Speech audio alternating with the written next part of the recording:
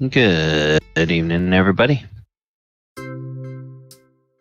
Good evening. How are you doing? Tired. We just moved, but I'm excited for the game. Ah, so you got all moved this week. I am surrounded by cardboard boxes, and moving with a 9-month-old is a thrill. Oh, yes. I am sure of that. At some point in time, I'll have to take a quick break because I've got groceries being delivered at some point in the near future. So, Okay, well, but I'll just let you know it won't take long. Yeah, just put it in the chat or the Discord when you have to step away. And then if I call on you, because I don't see it, somebody else will. And they'll say, she had to step away. Okay. Looks like they'll be here in about 15 minutes. So, yeah.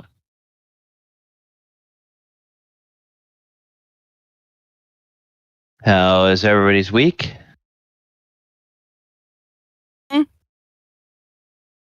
It's been a week. That's for sure. It was a week. Yeah, so for chat, I'm gonna bring this music back up for a few moments. I'm gonna let everybody know this month I realized that I need to update the slate here, the pregame slate for this game. But in the month of August, we are trying out a new music provider for our pregame and break music. It is a provider called Pipe Dream Hits, and they are they're available on all of the major music streaming services.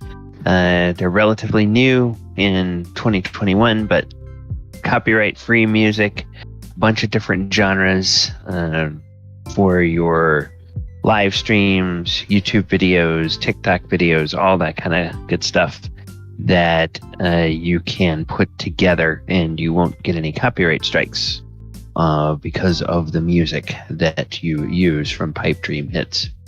I've been using them since the first of the month in various streams, and haven't seen any issues with it, so we'll keep using them at least to the end of the month. So go over and check them out at pipedreamhits.com. All right, I'm going to go ahead and bring that music back down a little bit so that it won't be competing with the voices when we are in the game. And by the clock in the system tray, I am seeing that we have reached the magical hour of 7:30 p.m. Eastern Time, which must mean that I am DM Galabond, and I am joined on the Discord and in the Roll20 by the players. And we are ready for... Okay, whoever is playing around with their mic, please mute while you're doing that. What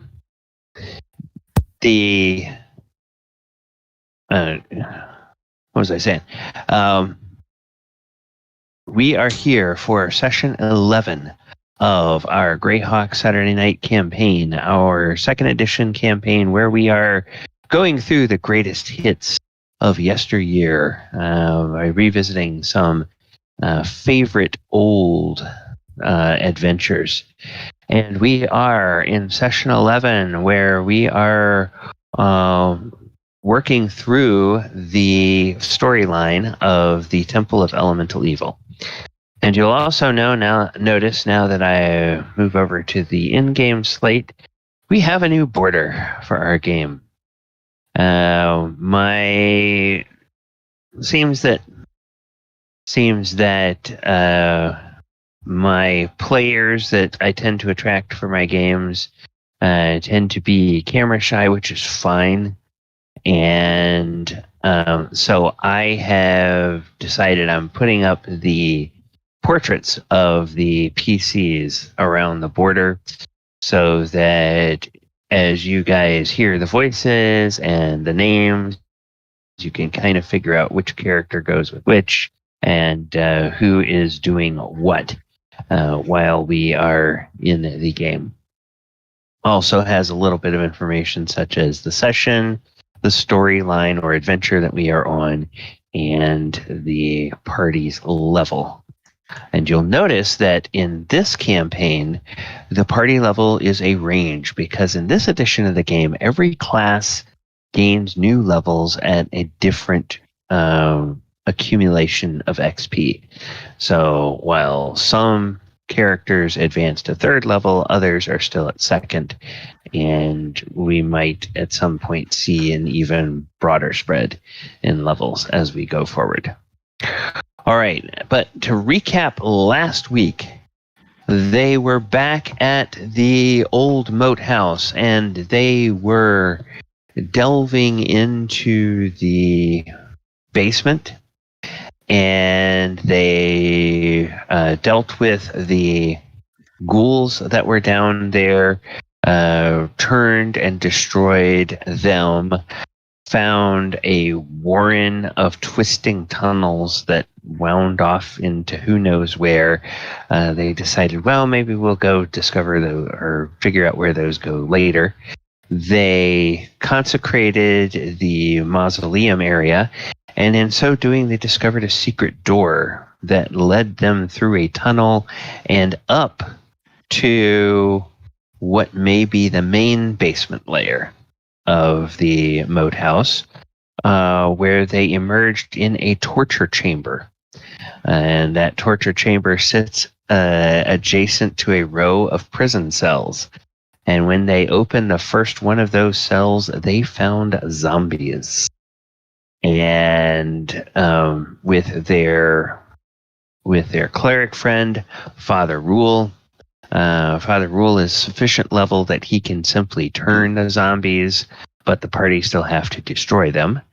And so now there are 5 additional cell doors that they need to try to get into, and Father Rule has sensed there's undead behind all of them. So likely there's going to be more zombies, and because we can automatically turn them, the question is going to be whether they can open these doors by means of subterfuge or whether they're going to have to resort to brute force, and what may or may not happen in that case. So we had finished up last time with the party destroying the last of the zombies in that first little cell there. And we are back to the top of the round. I'm just going to keep us in the same order just in case there is a fight that breaks out. But suffice it to say that now that you guys kind of have seen how things work, whoever is going to attempt to pick the locks can go ahead and try to open the next cell door. Father Rule can be there, turn the zombies, and then it would just be a matter of, okay, now that you've done that, we just mark those zombies off after you guys get done slaughtering them, because they can't fight back once they're turned. All right, so Talon, has Casca been able to join us yet? Okay, there he is. Okay, Talon, were you the one that was trying to pick the locks on those cell doors last time? Yeah, I picked the lock on the first one, so I can continue.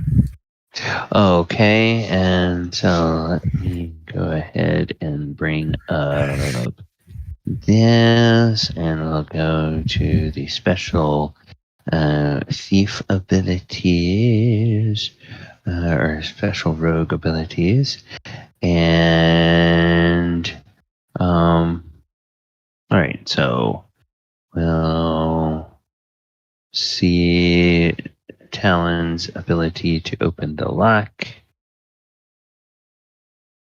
Oh wow, okay. Yeah, you successfully open that one, and then Father Rule will get into position here behind you. And when you open that one, you discover. Whoops, not on the right layer. You discover that there are 3. You discover that there are 3 zombies there that are ready to be destroyed. And after a bit of whacking and slashing, they are dealt with. And we're doing this because, as we discovered last time, it just takes so long to hit and destroy things. And if they're not fighting back, there's no point in rolling all the dice for the combat. Okay, so that's 2 cells down. Moving on to the third. Now, you've opened 2 of these, so you're starting to get a handle. At this point, you're while technically your rogue ability says that at this level you have a 25% chance. Because you've opened 2 identical locks to this, I am actually doubling your chance. So this lock, you have a 50% chance to open it.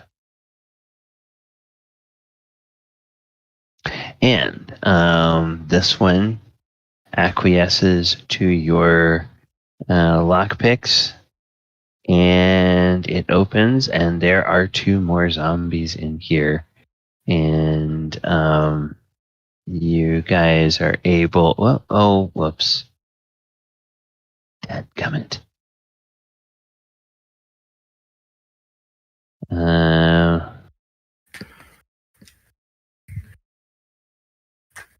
Token.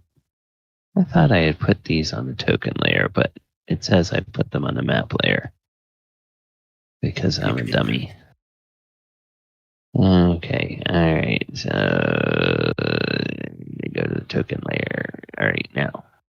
Alright, so these guys get destroyed. These guys get destroyed. Okay, and now that you go up to the 4th door, you actually have a 75% chance to open this one because it's identical to the others. And of course, with no trouble, wink, you open it, and there are 3 more, and they quickly get destroyed. Now, of course, in case you guys are curious, because he's doing all the turning, Father Rule is taking a full share of XP for all of the undead you destroy.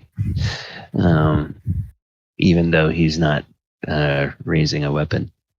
And Talon, you don't even have to roll. You could open this one with your eyes closed, because you know exactly how this works.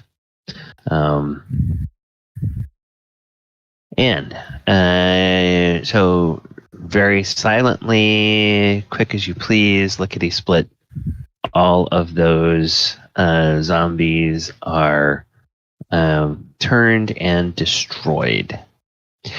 And as you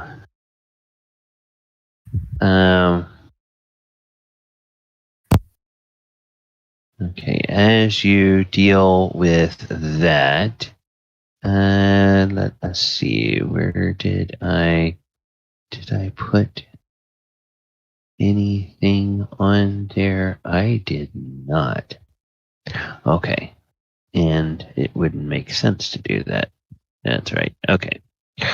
So when you, Talon, you finish with that, and now as you go out over this way, you come to another area, and you discover in here. Official source books. This edition. Open with Chrome. There we go. And go to the table of contents and go down to here. Ruins of the Moat House.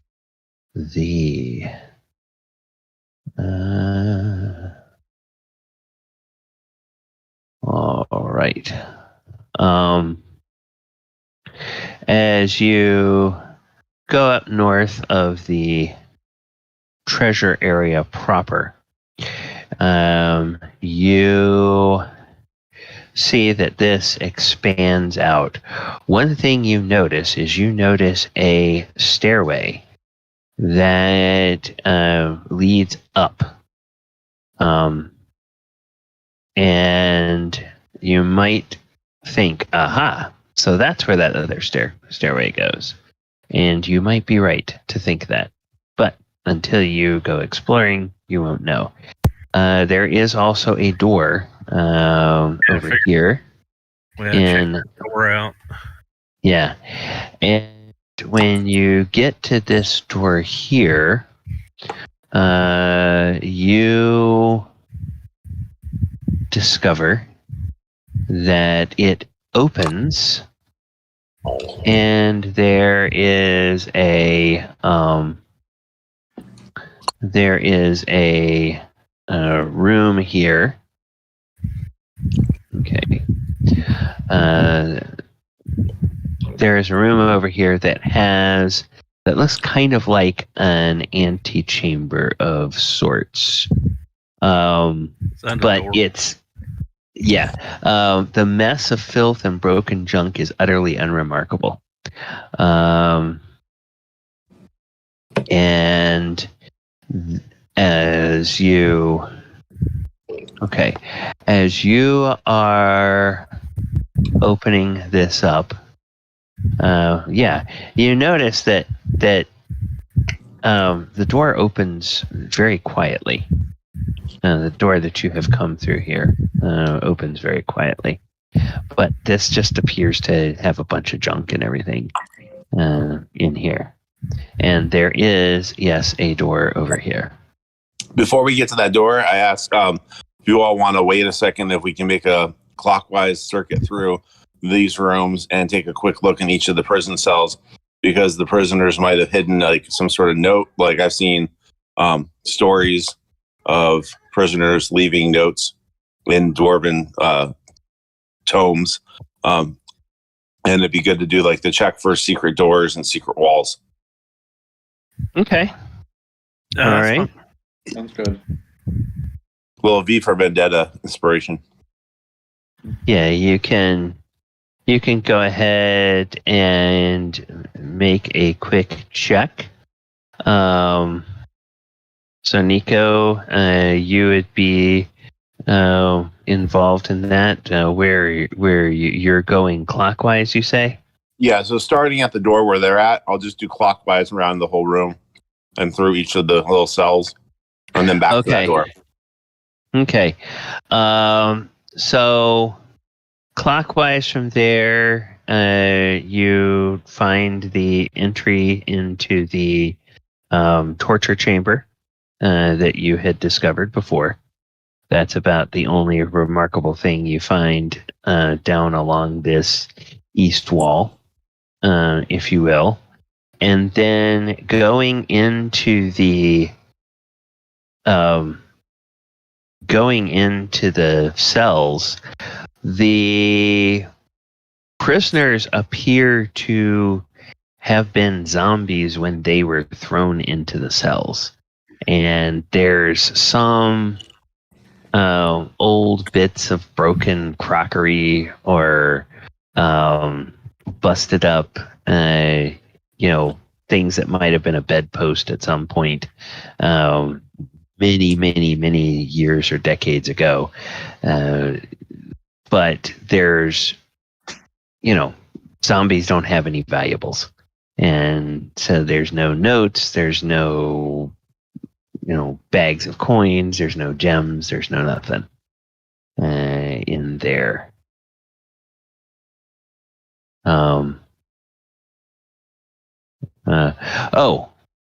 Actually,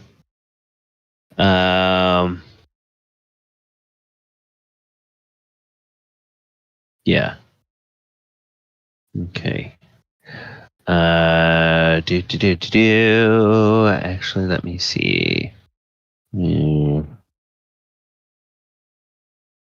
Aha. Okay, Nico, as you get to this cell here, you notice that one of the stones in the back of the cell is loose. And when you pull that stone out, you see a gemstone, a peridot.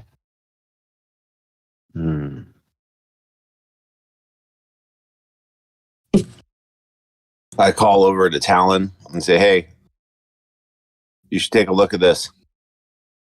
Okay. It'd be a gemstone.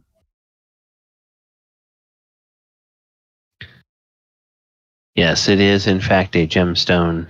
Let me pull up Talon's.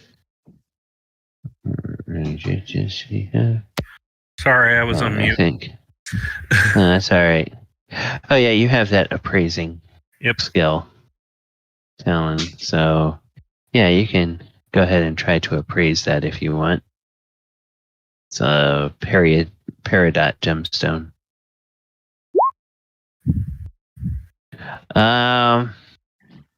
Yeah, you're not sure. It looks kind of valuable. It might be worth maybe 100 or 200 gold.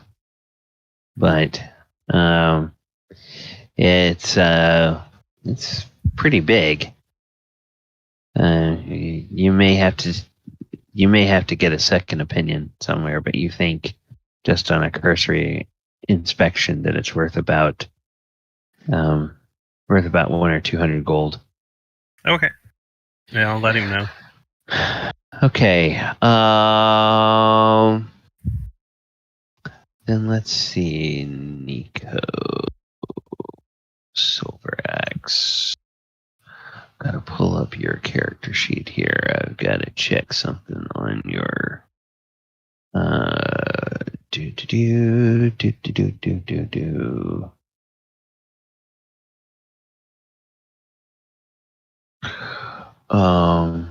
Whoops, no, don't, no, I'm looking at something. Okay, so, no, hang on. Don't change anything. I'll tell you when I'm done looking. All right. Go ahead and roll a D6 for me as you get over there towards the stairs.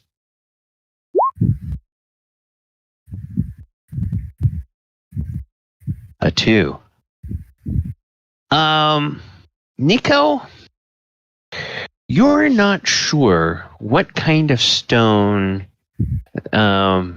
the ceiling of that stairway is made out of, but you're pretty sure it's not supposed to be a kind of a bright green color and look like it's almost a semi-liquid that is hanging from the ceiling.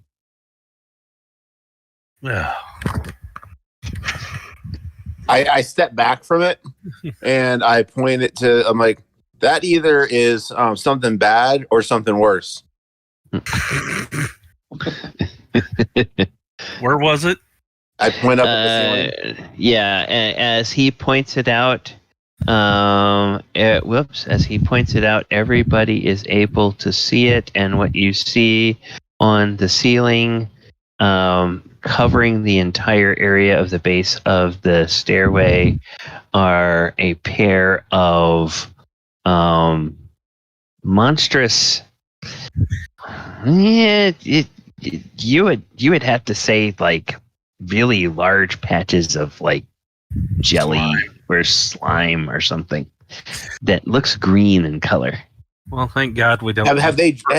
Wants to make I know you've put it onto the map. So are they down or are they still up there? And we haven't antagonized whatever it is yet. They're still up on the ceiling. You just noticed them. Okay. So as you point them out, everybody notices that they are there. I suggest we all back up for a minute to talk. Okay.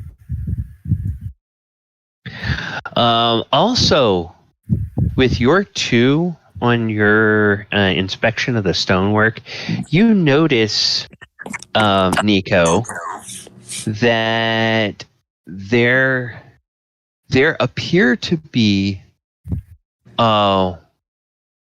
very like 1 or 2 courses of bricks that have been laid in circles where those jellies are suspended, and it's almost like somebody had built a shallow plate and then turned it upside down and stuck it on the ceiling, and those plates are places where the jellies are either affixed or goaded into or whatever. But it's almost like they have created a special spot for them. And it's remarkable that that special spot is right over the mouth of a stairway. People who had this moat house before us were very inhospitable. Like there's a torture chamber, there's evil jello. Like I'm worried about their mental health. Seems they knew what to do. I don't know what you're talking about. Anyway, you know, they're not like dropping down to like come after us right now, so Yeah. we could just go around them.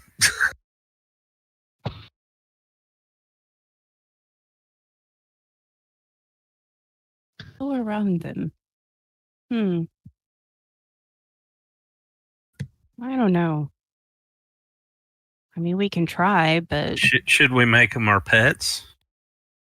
no. Oh, okay. Yeah, I forgot. We don't have the right person here for that. Yeah, that's true. We don't have the right person.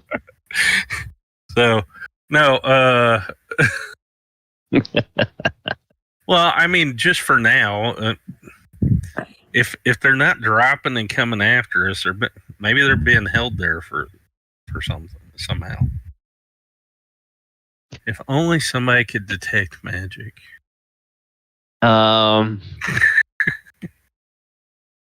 Well, the let's see. The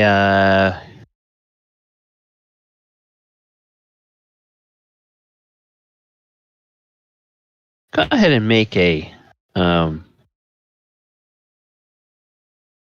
go ahead and make a everybody make a intelligence check.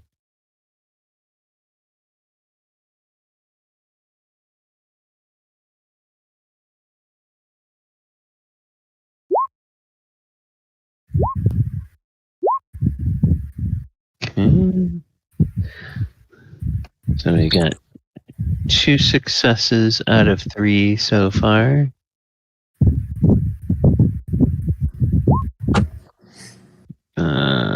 Okay. 2 out of 4. I've clicked mine twice, and that's not doing anything.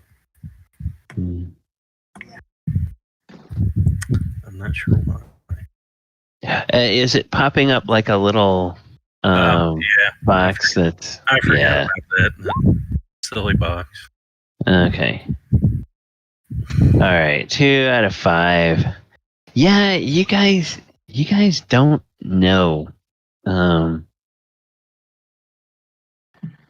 Collectively, this is going to be one of those things like where some of you might have heard one thing and others might have heard something else, and if you had enough successes, you could sort of puzzle it out between each other. But the different bits of lore that you have all heard don't add up to anything useful or helpful at this point. Hey, Father Roll, you're a retired adventurer. Have you ever seen anything like this before? Oh my goodness. Let's be. Now, don't get too close, sir. Oh no. I won't. Let me make a quick check here. Oh no. No, that doesn't look. It looks horrible, but I don't know anything other than I don't think I would like to have whatever that is touch me. I've heard tales of monstrous slimes and oozes that can cause a great deal of harm to people, but I don't know anything about them being on ceilings like they are.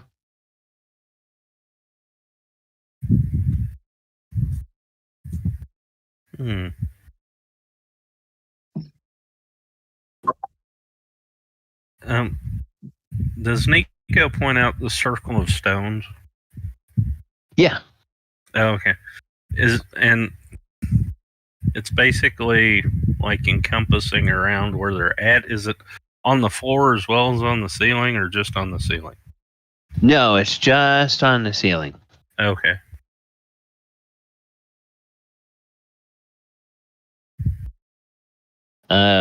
It and the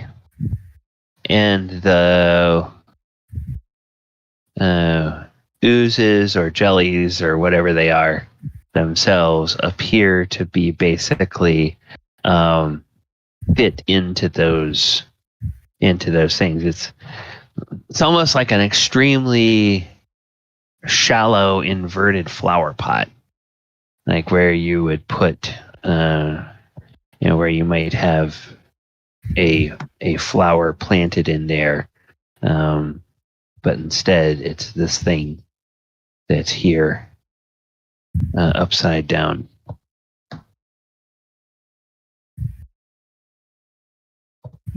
Well, do we want to check out that other room and see what's in there? Because like you said, they weren't coming after us really doing anything.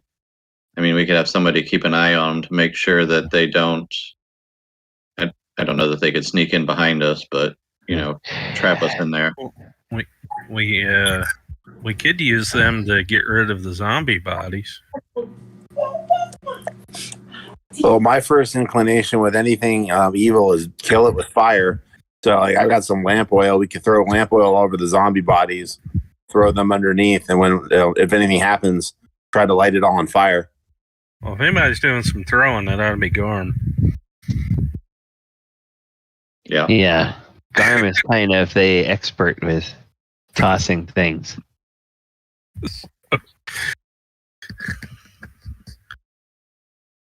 But, maybe we could, if we use the zombie bodies, kind of tossed them over there, and maybe they would come down and it would be easier to hit them then when they were down. Mm-hmm.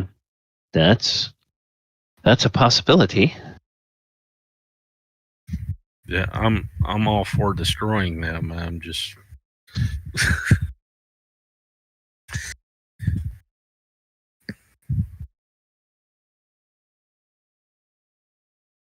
So what's the plan? What are you guys going to do? Well, do we want to check out the room first with the other door? or do we want to deal with these slime? And then, of course, I think you guys can probably see it on the map, but beyond the stairway, you can see that there's a bunch of crates and boxes and a couple of doors that are over there.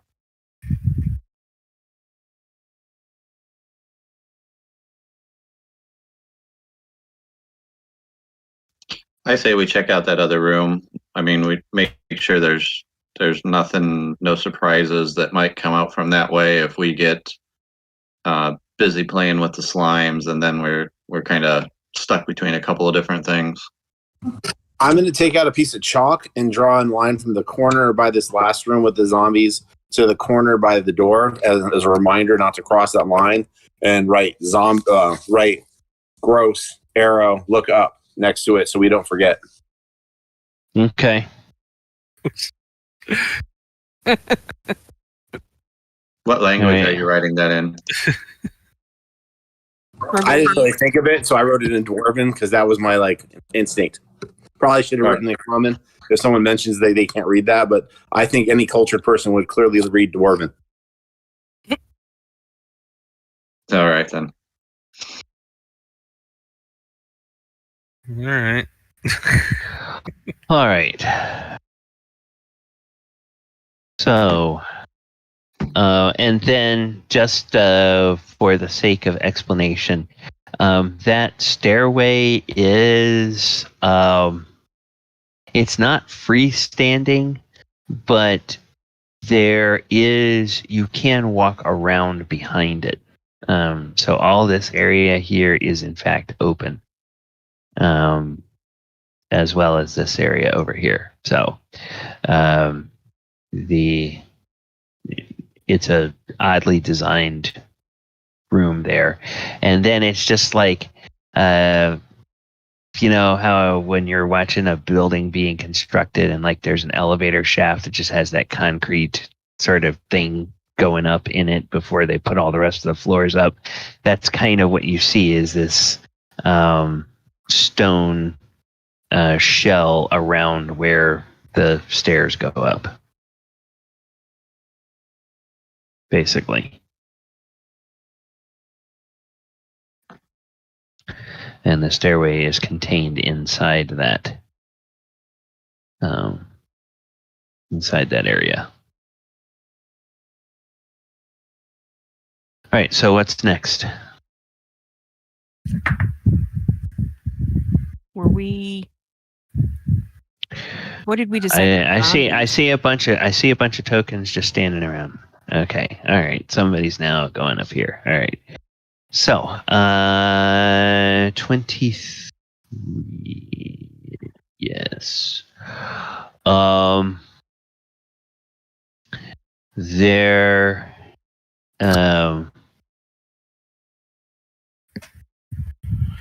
As you get here, you notice that this door shows signs of regular use, and there is a newish, or the plate where the door handle is newer than the plate where the door handles, and it looks like it has some kind of a locking mechanism on it. There is a keyhole on this side, but if anybody tries to look through, you can't see through it, so there must be some sort of mechanism other than a key that is used to operate the lock from the other side.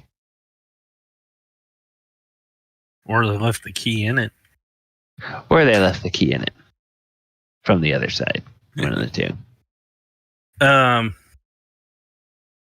So does the door open into this room or away from this room? The door opens away from this room. Okay.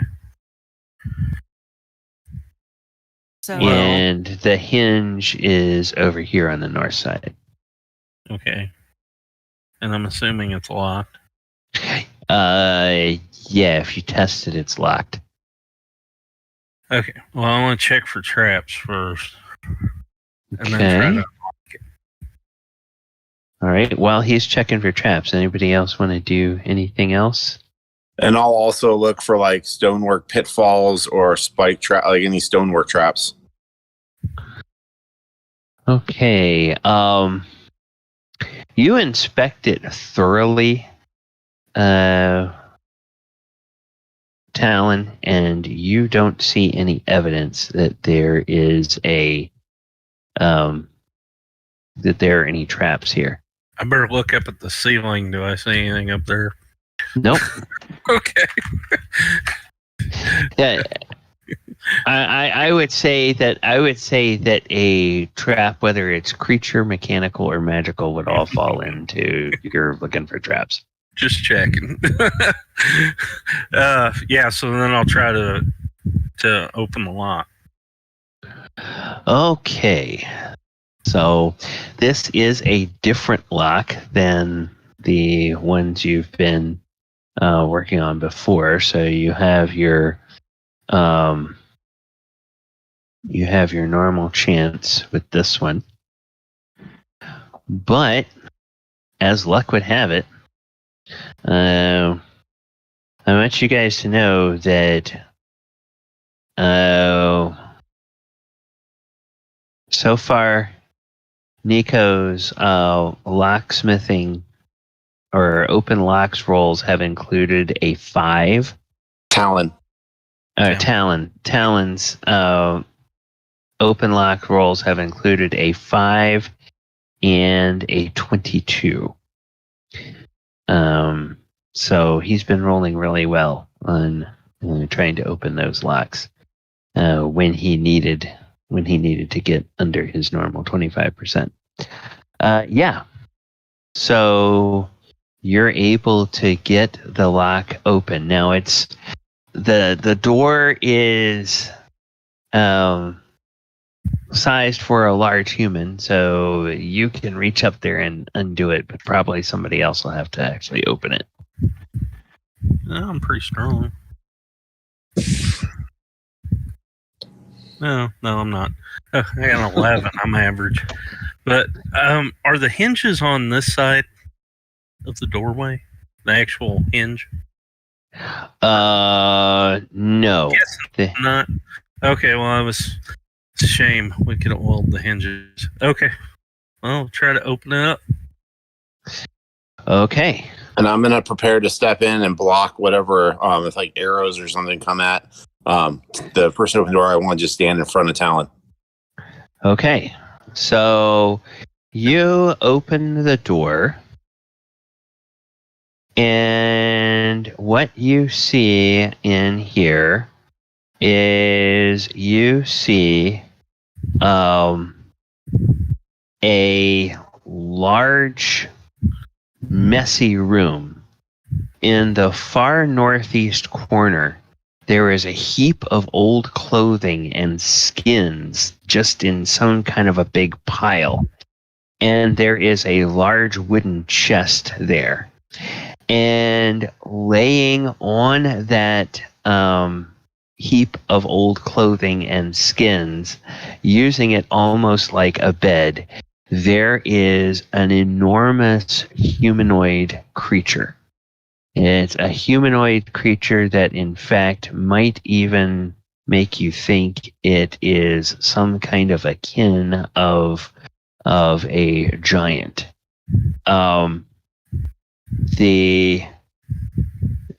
It's laying down, so it's hard to tell for sure, but you would guess that this creature is around 9 to 10 feet tall, weighs somewhere between 300 and 350 pounds.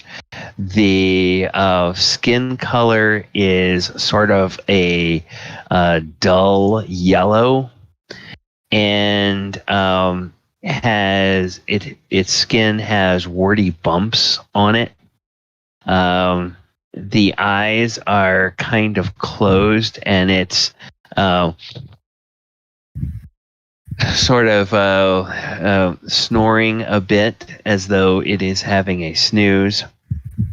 its mouth is sort of hanging open, and it has teeth that are orange in color, a dirty orange in color, and it has long, greasy, dull, bluish black hair, and it stinks like curdled milk. Min kind of whispers to Talon, "Oh, what wonderful smells you've discovered." Sounds like pulling the door shut. You're trying to pull it closed quietly? Yeah. Okay. All right. So you pull it closed quietly. What do you do then? Well, I go. I say, hey, let's gather out here. Okay. Yeah. If anything calls for actually the need of the spell sleep, this would be one of them. Yeah, where's Nico and Min? Everybody want to join us over here?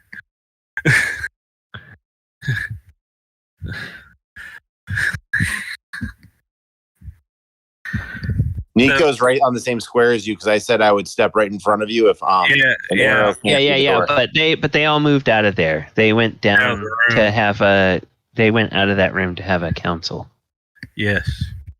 So they're down here where we're pinging Min and Nico, Archimedes. For my racial hatred of giants, do I know what kind of thing that is? From the description, you may not have ever seen monsters like this, but golly, that looks like what you've always heard ogres look like. And you know ogres are no fun.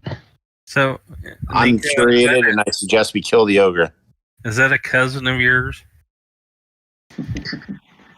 You just made me tear up a little bit that you would think such a thing. How mean can you be?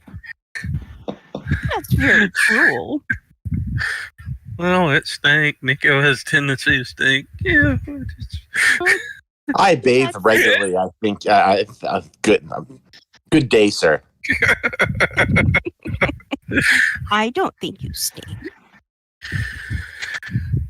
So it stinks of curdled milk. Yeah. I mean, does anybody think we could actually fight it without puking? That's the question. I think if we fight it, or when we soon fight it, because I think we're going to need to at some point, we just go with our normal idea of I go up in front and keep it busy, and you all hit it from behind me. I always make it go to sleep. Or we could get it to run over where the slime are. Ooh, that's a good idea. Do we think it'll fit through the doors? I don't know. Yeah.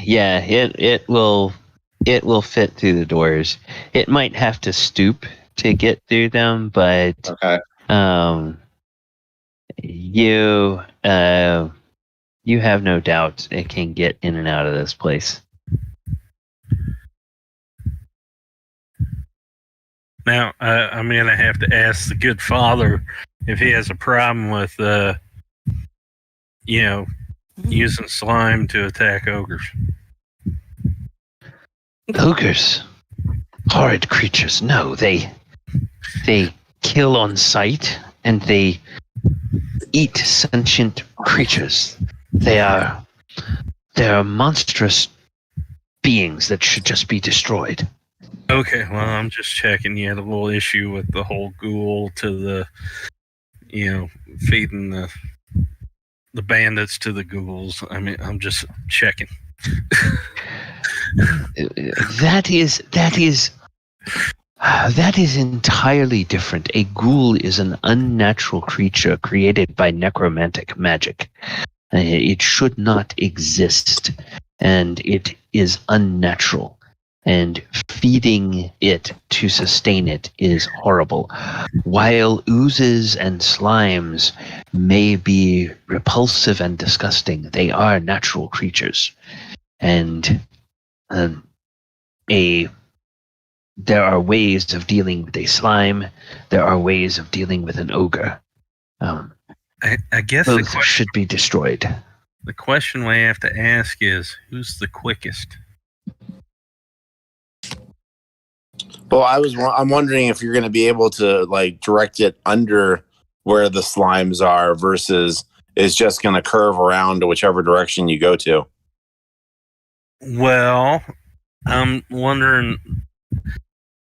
I'm guessing, and the dungeon master can correct me if I'm wrong, but where these slime are on the map, is that circle like the border of their token? Would that actually represent the containers they're in? Kind of. It would kind of represent the containers. Okay, well, I'm guessing that if you ran to this side and around, it might follow you, just kind of step close enough that the slime sense and attack. That's what I'm kind of banking on. But we need somebody that's quick. And where do you want everybody else? Because we'd have to be like probably out of sight. Over here.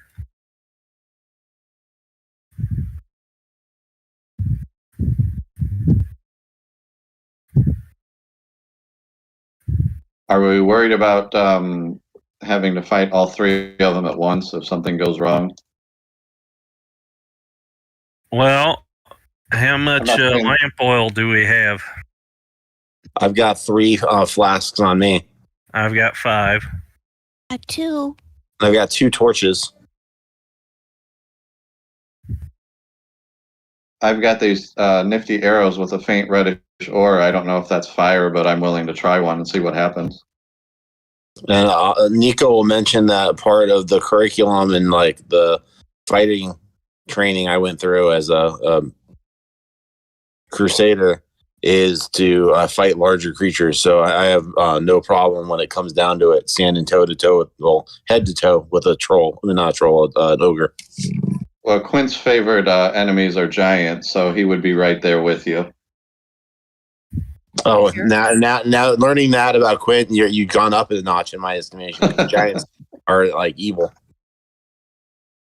Mr. GM, Yes. do I know if sleep will put slimes to sleep? Or is it just... I have to double check in this adventure. Usually it affects humanoid creatures, and non-sentient creatures are usually, or creatures that don't have consciousness as we know it, usually aren't affected by mind affecting spells like sleep. Speaking of sleeping, if the thing's still sleeping, if someone's sneaking it with a knife, they could go over and try to cut its throat, because there's a thing where you can just coup de grace something that's unconscious. Unconscious and sleeping is 2 different things. A creature that's been put to sleep or is asleep can be coup de grace.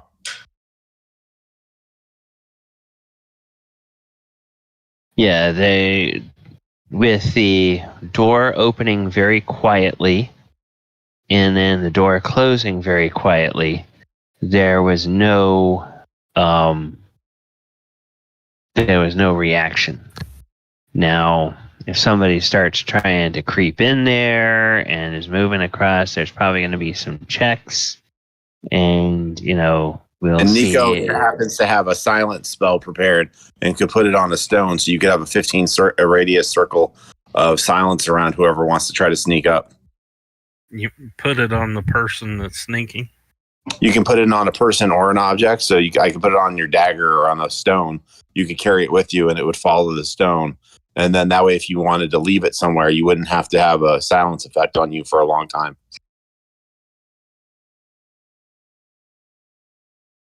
Yeah, like put it on a little stone that you can slip in your pocket. One of my favorite things is there's a group of magic users. I have a ranger friend. Put silence on an arrow and have them shoot the arrow into like the area of the magic users.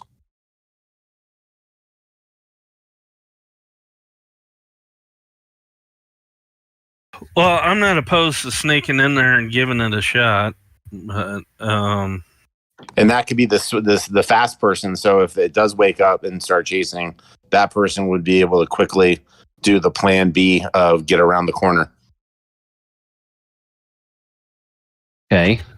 So there's so somebody may try to sneak in and deal a blow to this creature. Okay.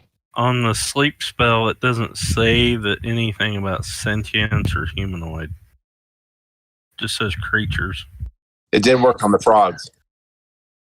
It says other than undead, obviously. So, Yeah. Okay. I'm gonna say we could get them all three together, and then I could cast sleep. Or it depends on the amount of hit die. So more than likely, if the slime have less hit die than the ogre, you would put the slime to sleep, and not the ogre. Oh, okay. Yeah. Yeah. Let me just. Those of you looking at Nico notice that he keeps on glancing at the ogre area with a small sly grin, like he wants to fight that guy. So we need to wake it up so you can fight it. If we just coup de grace, what's the fun in that? One less thing we have to worry about? Well, I mean, he's the one that's kind of, sitting there scratching the back of his hand, smiling, drooling. Yeah. He doesn't really want to use he wants to like fight it in righteous combat, but he also is realistic and realizes that easier is better. The simplest solution is usually the best.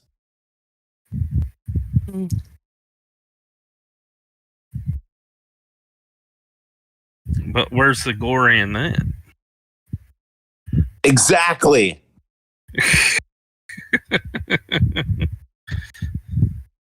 This is why I got kicked out of the Dwarven Hold.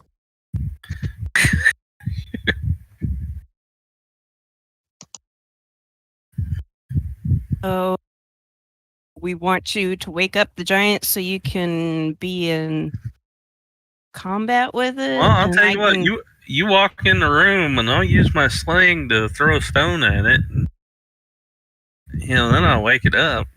I can always put the slimes to sleep, maybe. I like trying to put the slimes to sleep and that they fall to the ground, burning them. But I also don't know if the fall would wake them up. Well, we could always have well, that might not work. Okay. If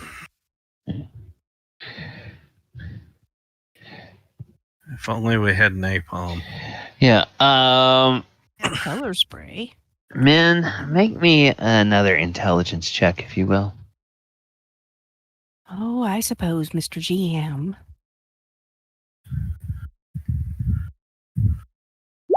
Excited that Garm is here. Okay. All right. Men, you're thinking over your spells and thinking over what you learned when you were being taught about magic, and something occurs to you about slimes and oozes. You can't remember in particular about green slimes, but you do know that many oozes have kind of an evolutionary connection more so to plants than to animals.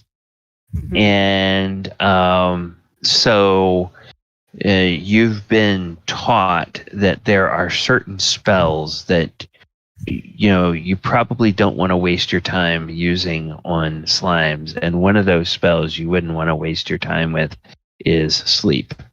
Okay.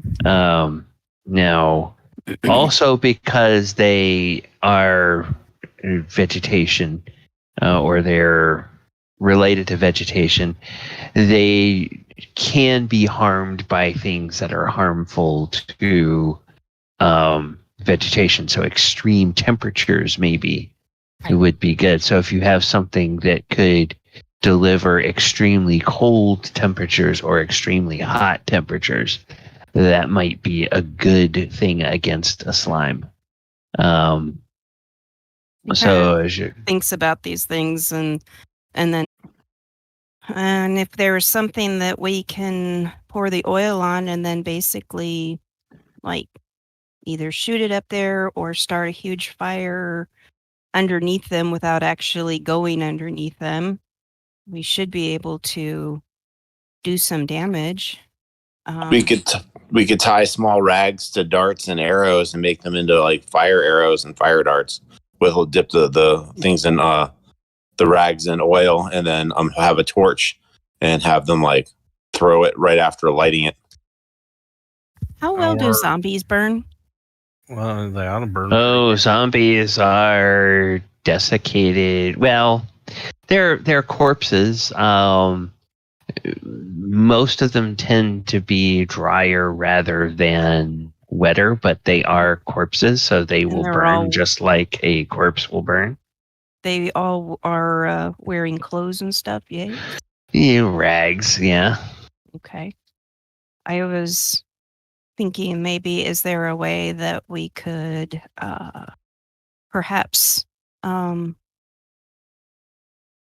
dear find a way of stacking up the zombies and pouring oil all over them and light them on fire? I think that idea was floated before. Okay. Putting those moving those into position to see if it would trigger the slimes to attack the corpses, and then perhaps potentially burning the whole lot of that, which is fine, but that doesn't do anything with your ogre friend. And, one of you would think of it that if we light a big fire and we start having a bunch of smoke, well, eventually the ogre's going to smell that smoke and try to figure out what's going on. So we kill the ogre first. I'm going to check out these crates over here. Okay. So, yeah, you go around the north side of that stairwell and you go over there. And a few broken sacks, broken barrels, and shattered weapon racks show this area was once a storage place and armory for the fortress. Great heaps of worthless rubble and broken containers and furniture at the western end of the room. And then as you get over there, you can see there are doors behind those piles of junk. And the interesting thing about doors is that the locks on those doors are secured, obviously new, and very well oiled. On both of the doors. Strange. But all this is just like flammable junk, mostly? Torn sacks, broken barrels, shattered weapon racks. Yeah, most of it is made of wood or cloth. Okay. Well, I will go back around and I'll go, hey, there's a bunch of junk over there that will burn.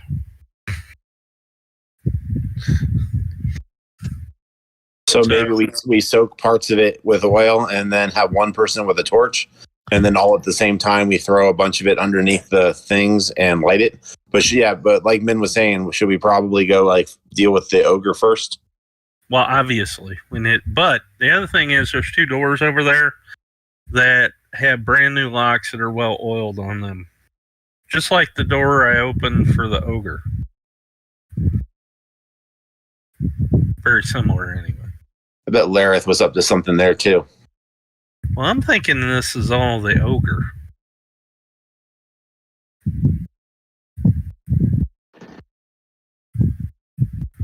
So maybe plan 1, we go over and we fight the ogre. Plan 2 is we come back over here and we oil treat a bunch of flammable stuff, throw it underneath the slime jelly green not stone things, and if they fall down on it, throw a torch to light it on fire, and then hit it from range, and then plan three, go ahead.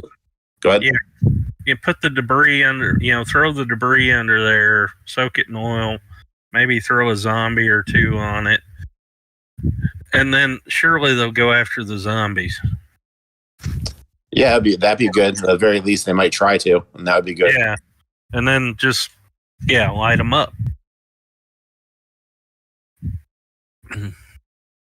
But anyway, we got an ogre to deal with first. Okay. So let's go over to the ogre. Speaking of having an ogre to deal with, we may have a lot more. you hear a noise from beyond this door, and this noise is a booming voice. Oh ho ho! Lubash has rested, and now Lubash hungry. Oh, let me check pantry.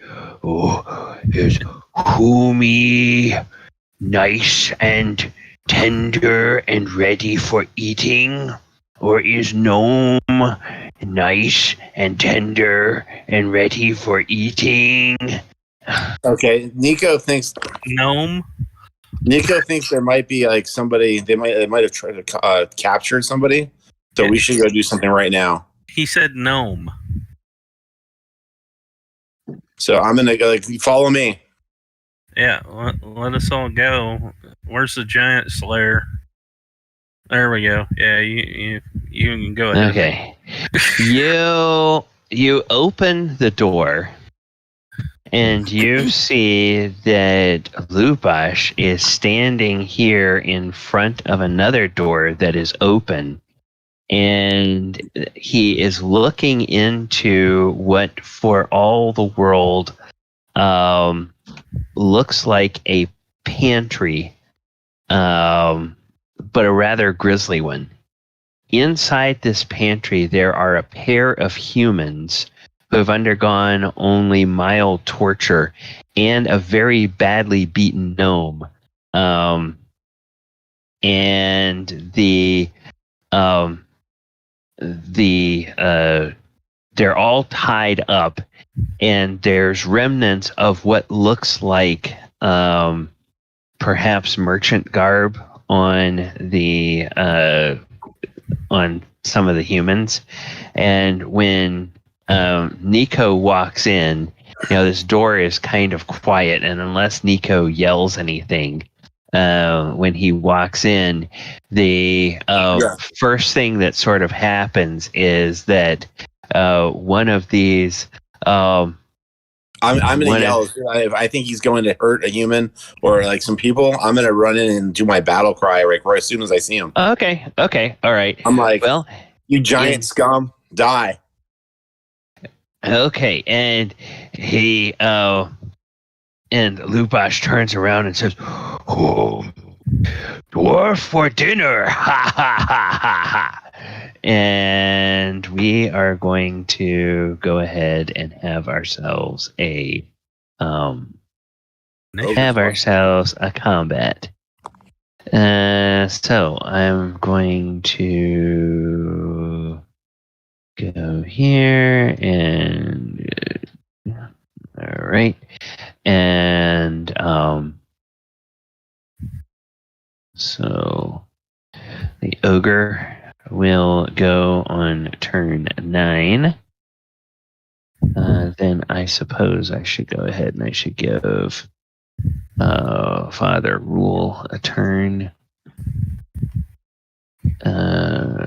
So let me do this, add a turn, and then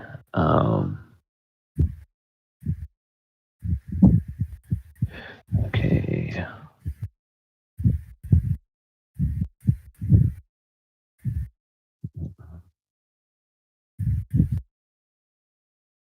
Okay, so he will go on 14.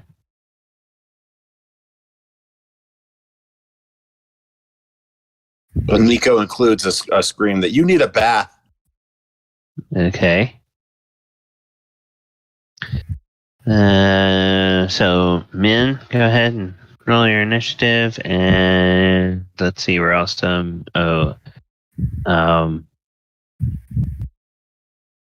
if you're with us, go ahead. I thought I had seen Garm in the roll 20. I don't see him now. I see him on this. Okay, give me a moment. Yeah. Okay.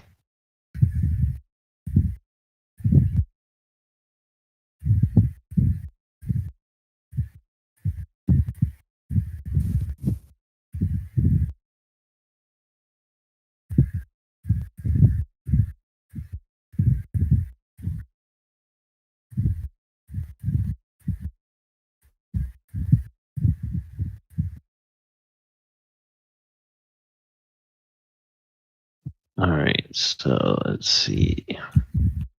And DM Galvin, just so you're aware, ogres, giants, and some other races have a racial minus to hit dwarves. Okay. Okay.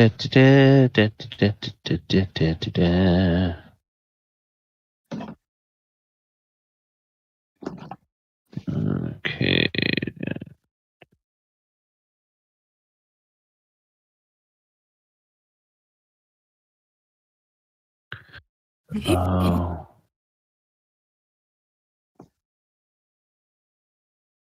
So let's see.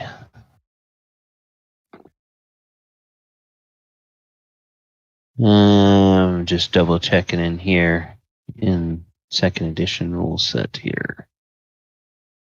They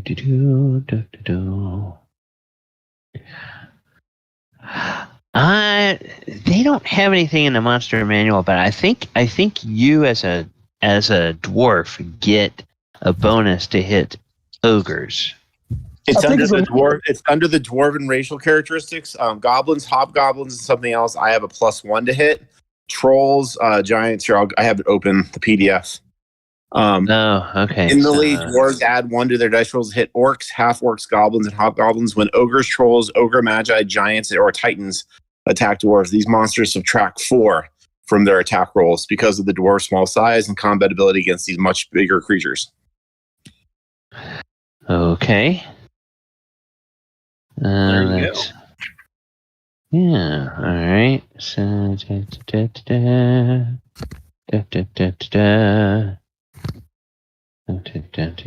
Yep. There we go. All right. That's weird. So they put that in the player's handbook under the dwarf race. They don't cross-reference that. See, now the later editions are much better about cross-referencing stuff like that. In the places where it. Okay, so we have. Oops. So let me grab. Add a turn, and we will put a 4 here. All right, so.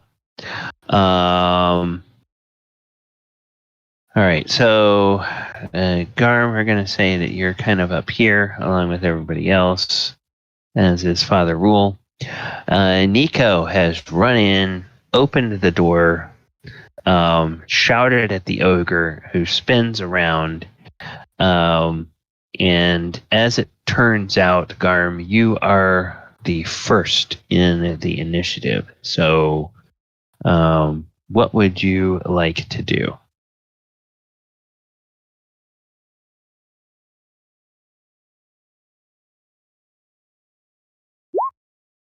Attack. Okay. All right.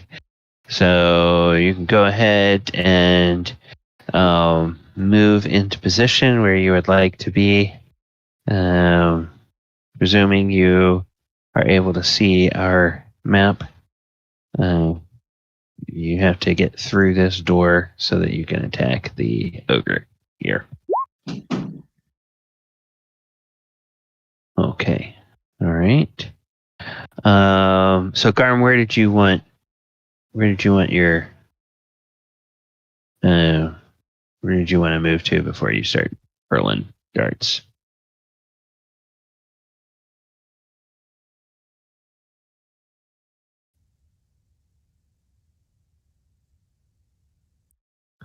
because where your token is located now, you can't see your enemy.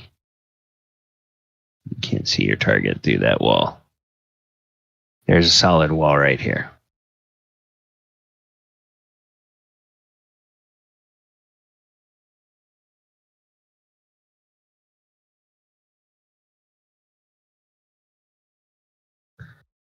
Yeah. Okay. All right. So, as Garm gets in, now the ogre has a. Oh yeah. You have a much faster speed than the ogre, so you can, let's say, get up here out of range or wherever would be better to get into range to throw.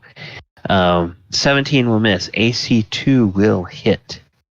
So for 6 points of damage, AC 0 will also hit for another 6 points of damage. And after that second dart, the ogre is bloodied. So, 2 hits, 2 misses. And we have a bloodied ogre. And I think Garm only gets 4 attacks. I think he's having trouble with his voice communication tonight, so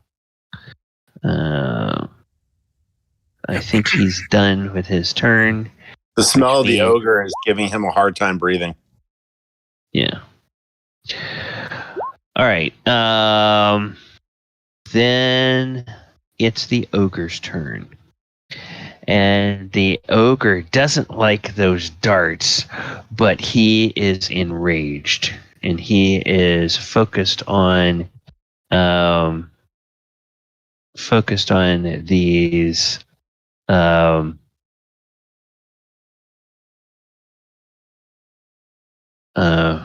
focused on this dwarf in front of it. And he gets, I think he gets 2 attacks, right? Gets 2 attacks with his great club. So he is going to try to whack Nico, and so attack the first, and the modifier is. Now let me see if this works. I'm going to try to put a -4 modifier in here. See if that. Okay, strikes AC 20, which will miss. And then his second attack, also -4, will strike an AC of 7, which will also miss. And he's like, little dwarf, I'm going to eat you, put you in my belly. Ha ha ha. And then he's like, ouchies, and he glares at Garm, and he pulls one of the darts out and just throws it down on the ground. So that is all for the ogre. Nico.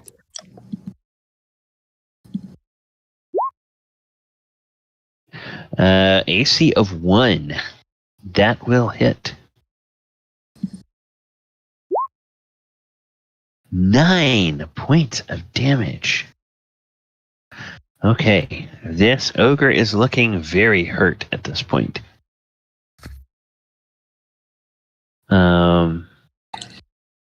Anything else that Nico would like to do? Just continues to stand in the ogre's way and screams at him that your kind should not be on this earth, you foul being.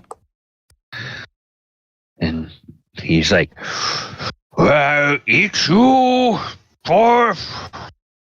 And then Archimedes, you are up.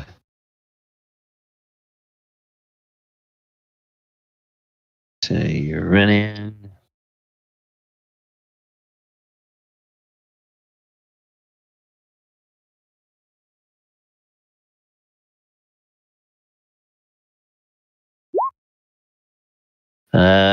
Long bow with a flight arrow hits AC 16. That's gonna miss. AC 9 is also going to miss. It's a big target, but somehow Nico just looks larger than life there, and you're trying to compensate to make sure you don't hit your teammate, and your arrows are just going a bit wild. I think you get 2 shots with your bow. Is that correct? Yes. Okay. All right.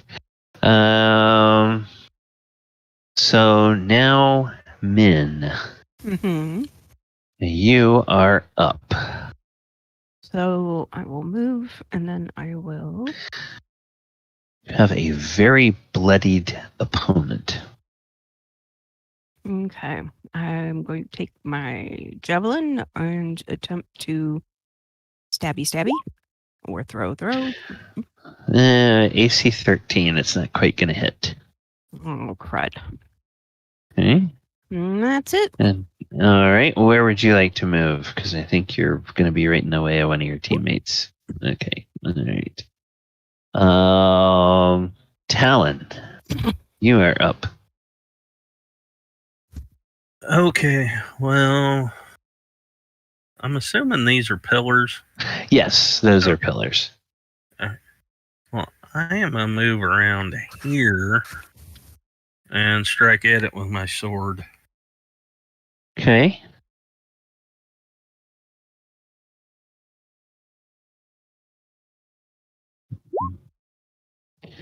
The AC 13, that's going to miss. I may back up a little bit. Okay. And Father Rule go, oh, is anybody hurt? And he looks at the ogre and he's like, oh, foul creature. But you can tell that he's as bold as he was facing the undead. He seems to be quavering a little bit at the sight of that ogre. So he's kind of there, but he's just like looking around to make sure that none of you guys are hurt and in need of help. Hold back, Father. The prisoners will need help soon. Very well. I will see what I can do to block its escape. And then Quint. Quint's gonna take a couple of shots at this guy. Okay. Now, does it qualify as a giant? Because his favorite class is giant, and if it does, then he gets +4 to hit.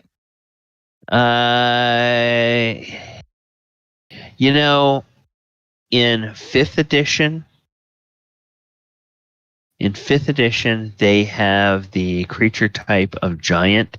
Now here, they don't get a creature type in their stat block. Okay. They are called humanoids, but it also says they mingle freely with giants and trolls, which in 5th edition, those are also giantkin. So I'm going to say that for purposes of your giant attack abilities,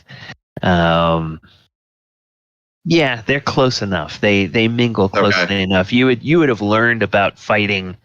You would have learned about fighting ogres along with giants because they are frequently associated, like especially with hill giants and things like that. Similar combat styles and yeah, tricks and that. Okay. Yeah. So armor class 2. That's going to be a hit. Okay. 3 points of damage. Hey, Quint, how do you want to kill this ogre? You know what? I was kind of looking down at Nico, and I think the arrow went in its ear. Into his ear, that low. and he's like, 414. No. Just topples over. Nico, make a dexterity. Make a dexterity check. Sorry about that.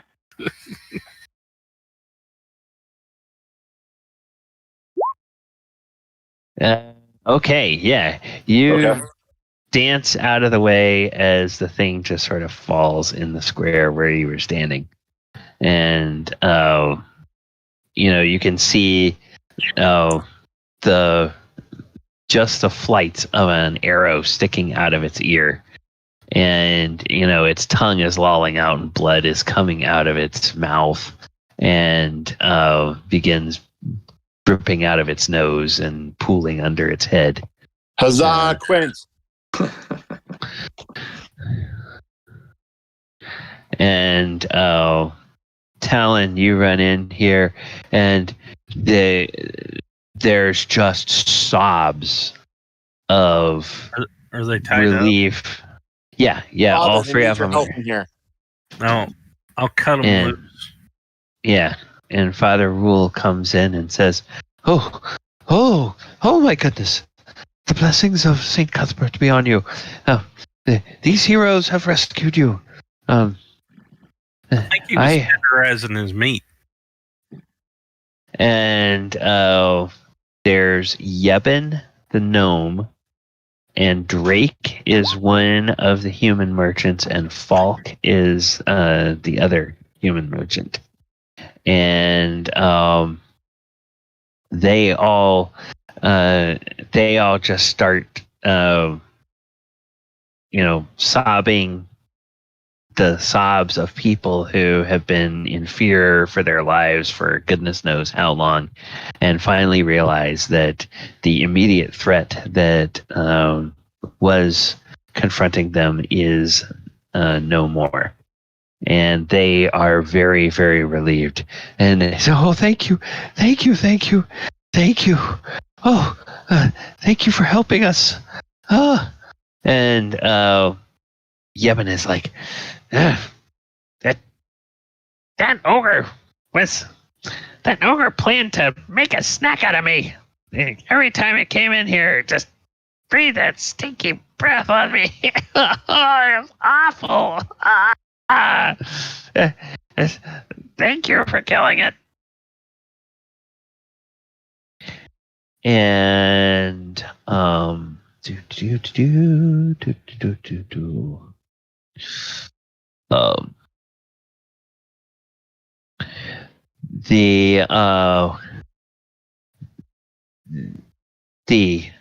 human merchants will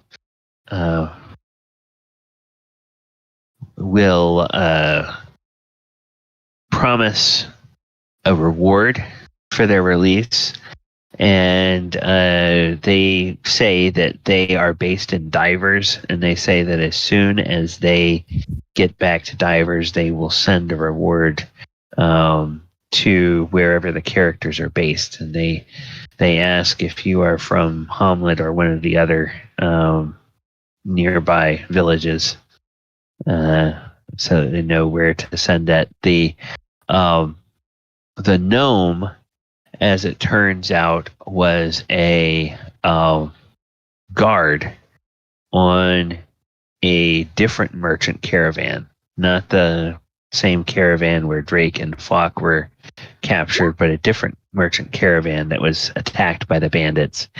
And all of them tell a tale that the bandits brought them back to the upper level of the moat house and questioned them and tortured them And once they got done with all the information, they threw them down the stairs, and they rang a large gong.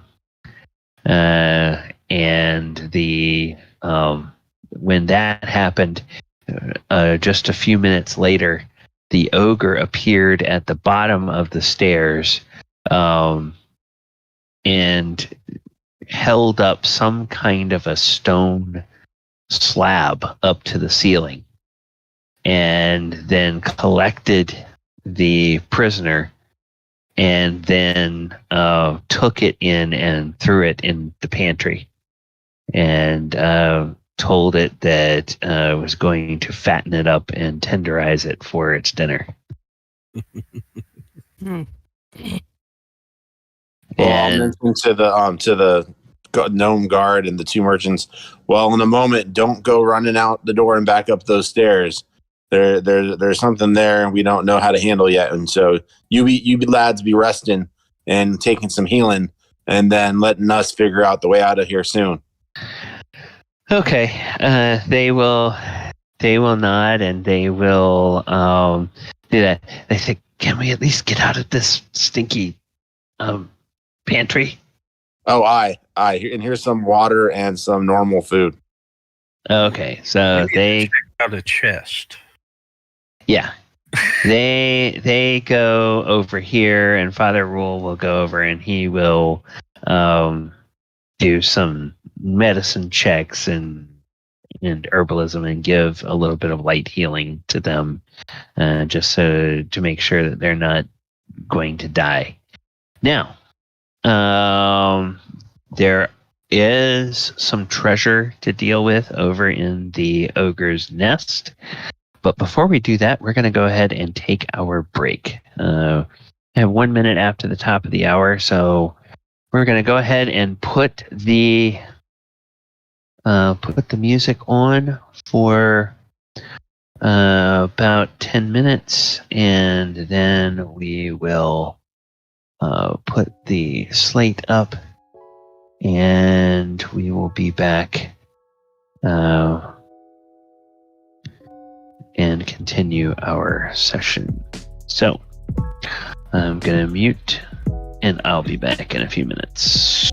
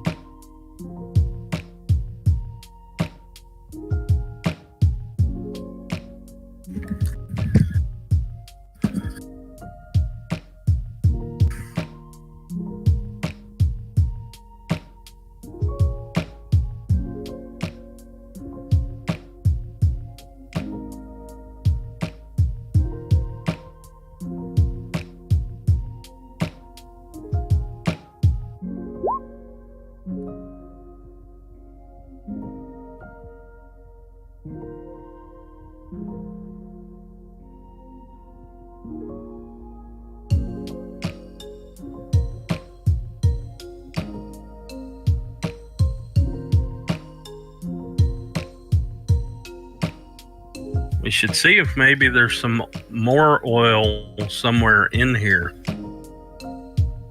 Hey, maybe in the pantry. He seasoned things. Maybe he's got a bucket of oil, like a barrel, which would be a lot better. Or we could just, hack off slabs of fat from him and try and burn that instead. We all know that my that thing stinks. Well, exactly. It's probably greasy as hell. We could probably light it on fire and it'd burn for days. It would probably be hard to throw him underneath the things too, because he looks like he's heavy. Oh, that's why I was saying in pieces. Yeah, somebody with an axe would have to chop him up. Choppy, choppy. Okay, Nico's gonna go throw up in the corner a little bit.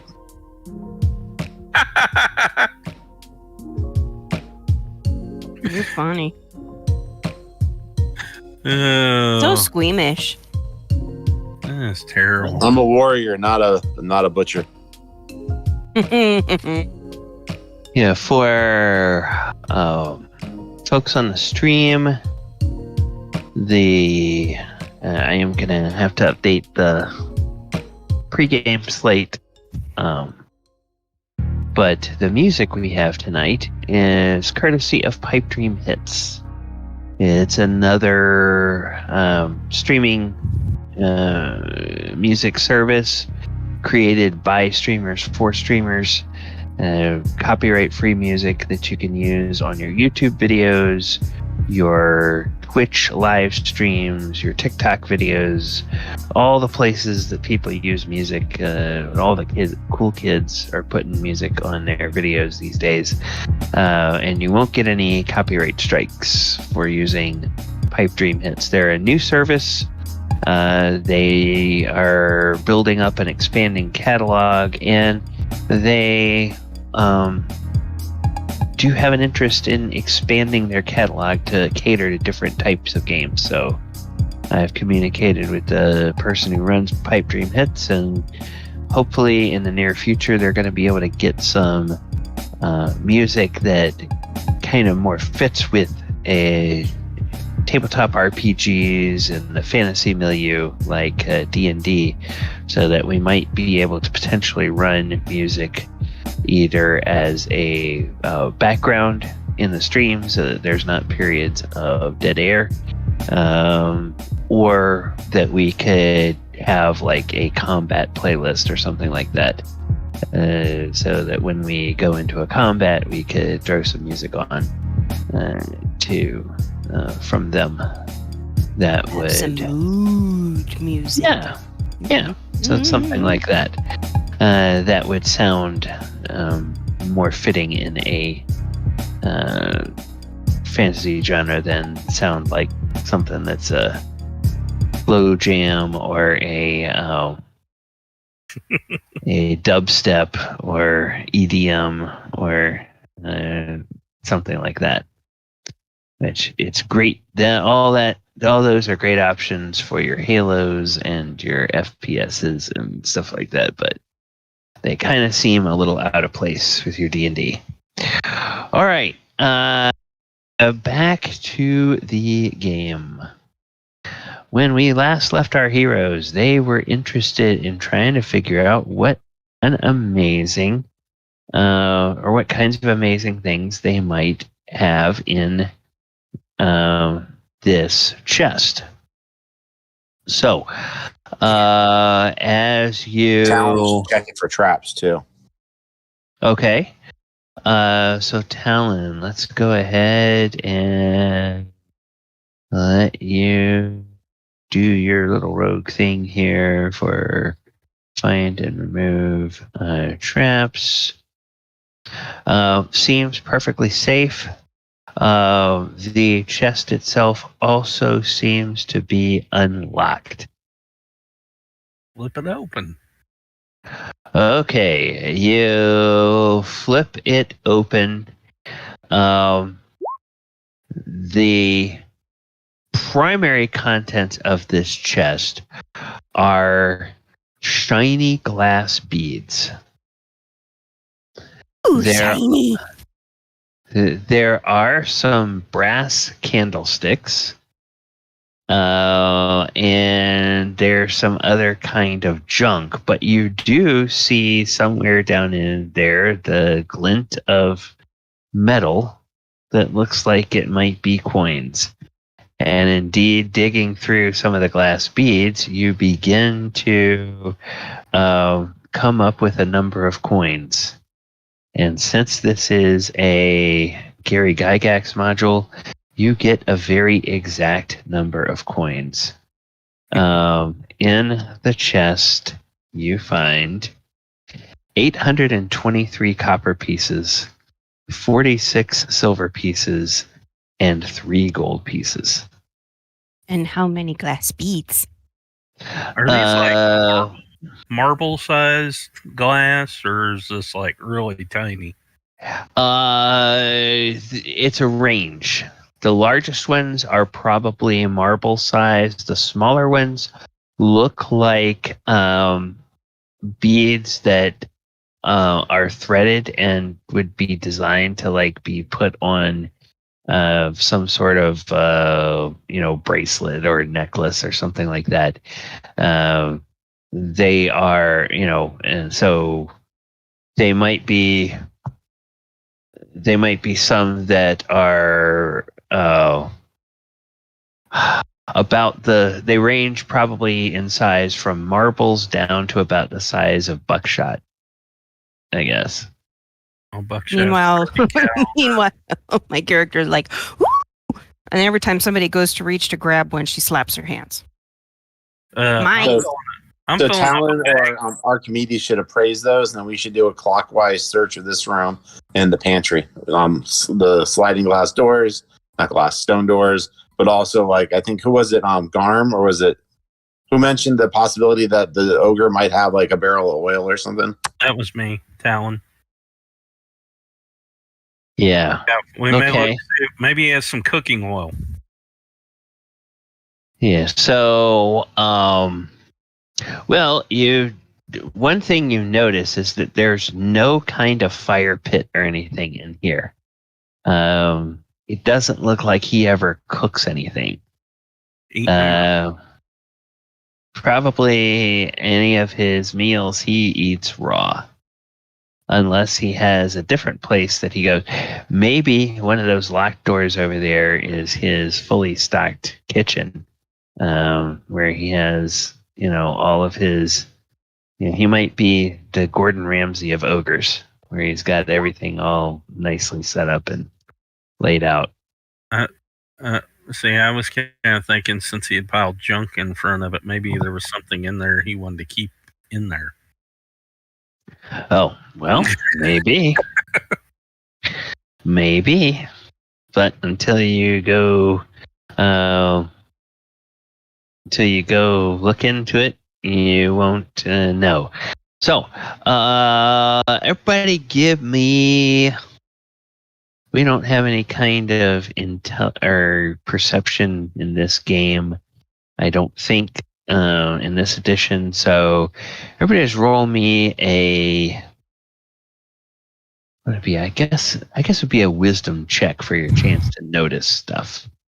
And then, except for those of you that have the ability to look for specific things like stonework and things like that. Okay. Too distracted by beads. Yeah, a couple of you over here, you do notice that in relatively good condition, it's dirty. It's not torn, but it's soiled and dirty and wrinkled and everything. There is an elf weave cloak that is made for a small creature or a small humanoid. So probably something on the order of the size of a gnome or a halfling. Might be a little bit small for a dwarf, but definitely something a gnome or a halfling could use. And as you look at it, it's like, it's kind of dirty and everything. But, if you clean it up, it might be nice. But... Does it stink? Yeah, it smells like ogre. Ugh. To be fair, at this point, we all stink. Yeah, but Yeah. that curdled milk smell. Yeah, I mean, they have a laundromat at Hamlet. Somebody might be able to get that stink out. Well, I wouldn't mind wearing it, but it needs to be laundered. Yeah. All right. And as you pull it out, I mean, it's like there's no recognition or anything on the part of the gnome, so it doesn't appear like it's anything that belongs to any of these guys. As you're going through that stuff, they other than that, the only things that are in that entire pile are old furs and old skins and rags, and they are just all basically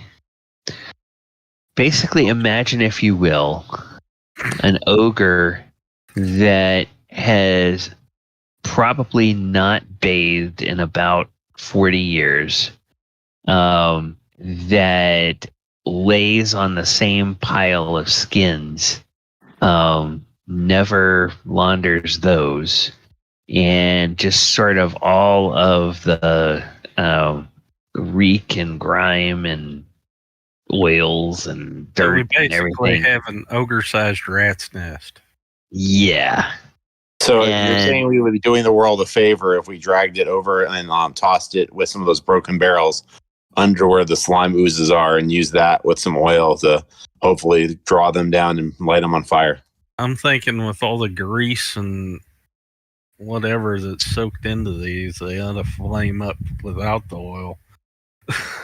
Yeah. What's the deal with the slimes? Can we not avoid them? Well, you obviously you came down by a different way, and so if you went back around the way you came, the conjecture that people have is that this area over here probably leads up to those stairs where you found the rats upstairs. I'm going to confirm that with the prisoners and ask if is that stairs. You said that's where the ogre held up a stone and the bandits threw you down. They say yes. That's okay, exactly right. And there were some barrels up there in that room. Yes, barrels and lots of rats. that would scurry away whenever the bandits would come over, and then after a while they would come back. Apparently. Quinn's gonna walk over to the ogre and look at him for that stone. Then. He doesn't have that on him. But what you do notice as you're looking, I mean, he's dropped his great club there, which is just like, it's like an old tree branch. It's like not even really very minimal work has been done on it to fashion it into some kind of a weapon. He's got kind of an ogre-sized loincloth around him that has now kind of in death. It's kind of not covering everything it should cover, and it's not very flattering. What is exposed there? But you do notice that around its neck, it wears a leather cord. And on that leather cord, there are two metal keys, or there are three metal keys, and all three of them are different sizes. Keys. Yes.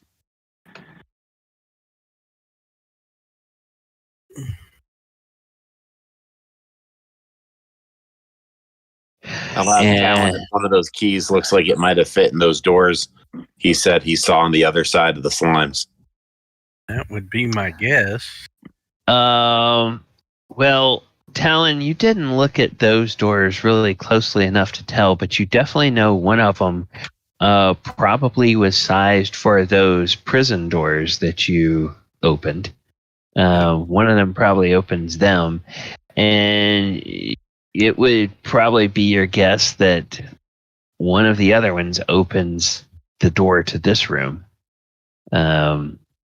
So probably the third key, if the ogre had any ownership or providence over that stuff, that whatever's in behind those locked doors, it might be that. And then Nico, you were doing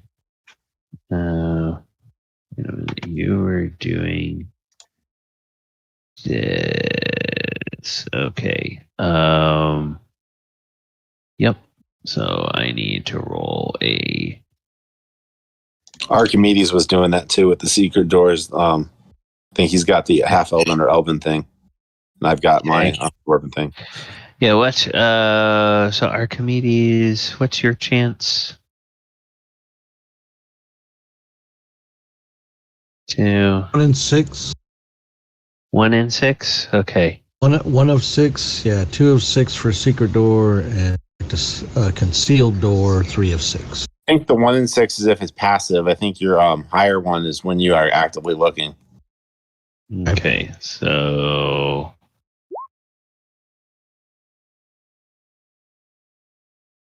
all right. Nico, you notice okay, come on. You notice over here that there is a secret door.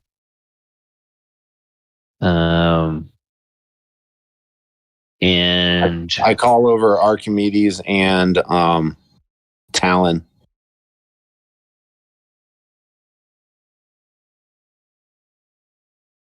Okay. And when you guys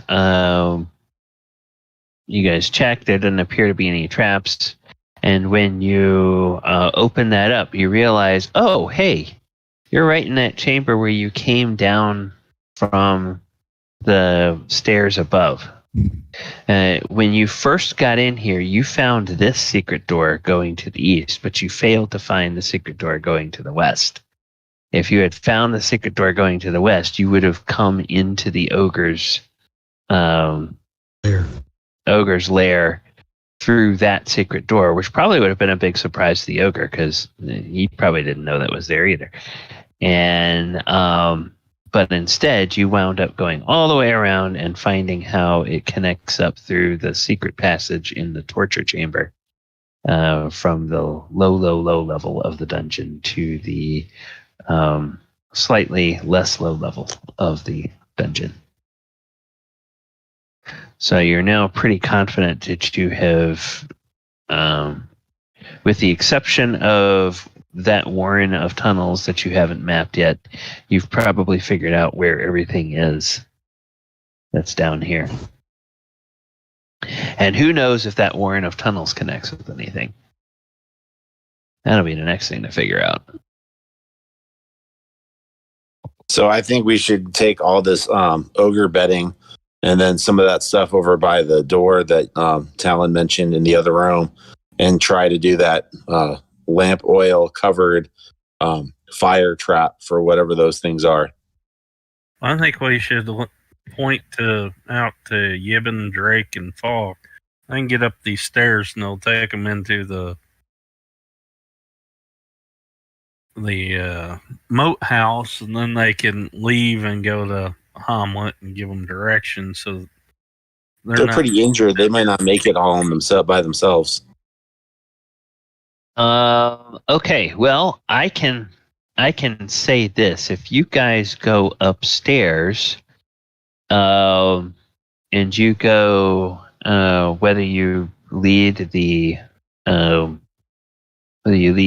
former prisoners of the ogre up there with you or not, when you go up, you will hear a bird call from not too far away from the moat house, and then an answering bird call a little further away. And within just a few seconds of hearing that bird call, you will see one of your gnoll friends come out from behind a tree and begin walking up closer to the moat house. If you have the prisoners with you, they will, of course, panic and start to think that they've been saved from an ogre and are about to get killed by gnolls. Otherwise, if you go up there to scout, you can maybe let them know that you have prisoners of the ogre that you're going to bring up, and they need to get back to Hamlet.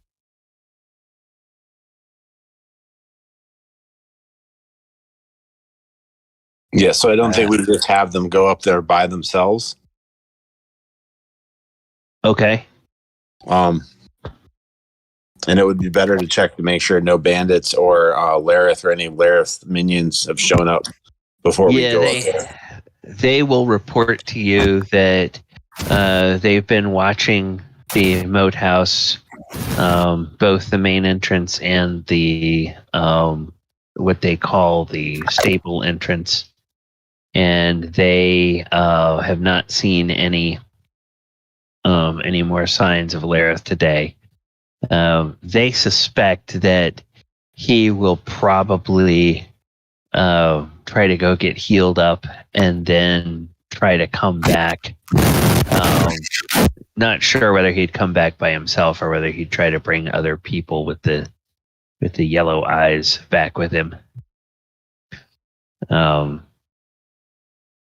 We could always go back to town, escort the merchant and the merchants and the guard from another caravan back to town, and then maybe buy a mule or something and bring a big barrel of oil and roll it down those stairs and light it, and then see if that works.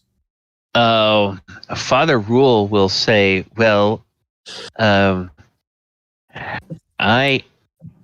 I'm not sure how much help I'm going to be in a fight, but I'm definitely can be helpful with any injuries. If you want to deal with these slimes now, once they are dealt with, I will be happy to escort the prisoners back, or the former prisoners back to Omelette if you all have more work to do here. So we should have a couple of us go upstairs, give some direction to the gnolls while the former prisoners, don't see them yet. And then there were those barrels. We could always take one of the empty barrels and then fill it with some crap, some flammable material, and then again roll it down the stairs as part of we could create a trap basically to burn the slime things. You might make sure they're empty. Yeah, you guys did find some empty barrels upstairs, I think. And there's some bedding and there's some ratty mattresses and some wood, so we could fill it up and have it already. Maybe tie to a piece of rope to it and throw the rope down so nothing triggers, but there's a rope down there that we could pull on to have it come down, and then or just push it down. I don't know. What do you all think we should do? I think there's some way we could create a fire so we could trigger the things to come down and then light them all on fire and then hit them with weapons as best we can.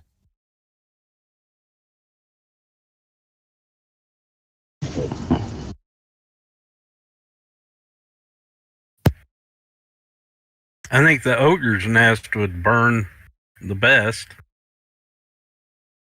I mean, you figure his ogre oil, his skin oil is probably soaked into that stuff. So maybe grab one of the barrels and haul it down here through the secret passage, fill it with some of the ogre's nest stuff, and then roll it underneath and try to trigger the things. Well, and then that's what you were using the zombies for, was to trigger the things. We talked about it, but we decided not to throw zombies in there. Okay, all right.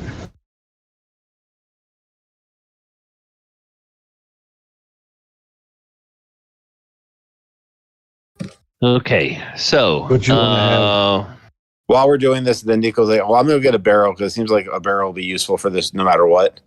Does anyone want to come upstairs with me? So Nico goes to get a barrel. Me. Okay, and then when I'm up there, I'll mention get to a the barrel gnolls to stay out of sight. Okay, and the gnoll leader says, "Oh, we could tell prisoners about Clangadin and how Clangadin blesses them." I'll introduce. We'll introduce them to the true faith, but for now, they've already been tortured by an ogre, and it would be kinder to let them not be worried about new friends. Many of them are not that wise to realize that you all are wonderful new followers of the true God. Oh, they are. They still cling to their old ways and their old prejudices of oh, ouch, make my head hurt, say word that big. They're small-minded.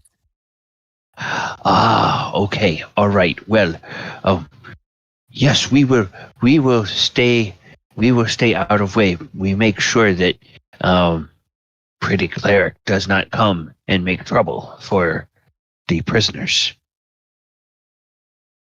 You are true heroes of Clangadin. Oh, you very kind, Nico. Silveraxe. We look forward to learning more about Clangadin and making temple to the true God.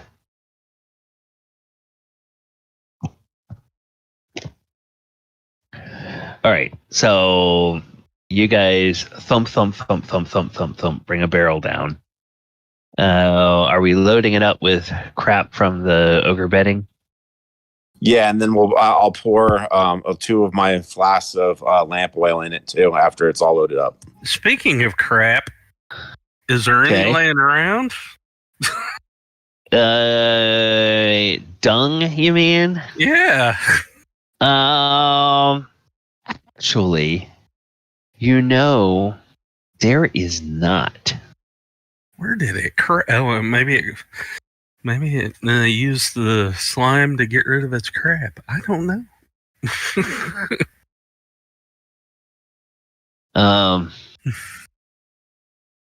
So so as you go out, you guys do sort of notice now that you're looking around.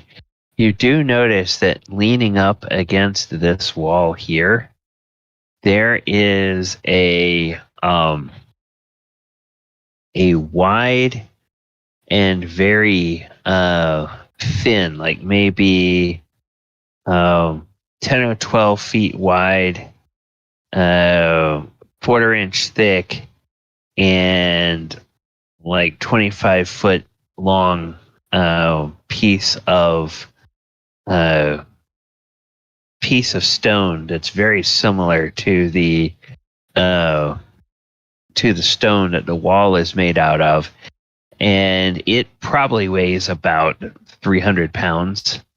Even though it's a very thin sheet of stone, it's a large sheet of stone, and that kind of sounds like maybe what the prisoners were talking about. And as you kind of look at that area up there on the ceiling, yeah, they're probably just about cover that area. So if it put that stone up there, that would prevent those things from dropping on it when it went under. And maybe it could also like put food or something on that and then hold that up there and let them feed. Oh my gosh, it's the ogre's porta potty. Yeah, there are some kind of brown stains on it. Now that you look more closely, and it kind of stinks.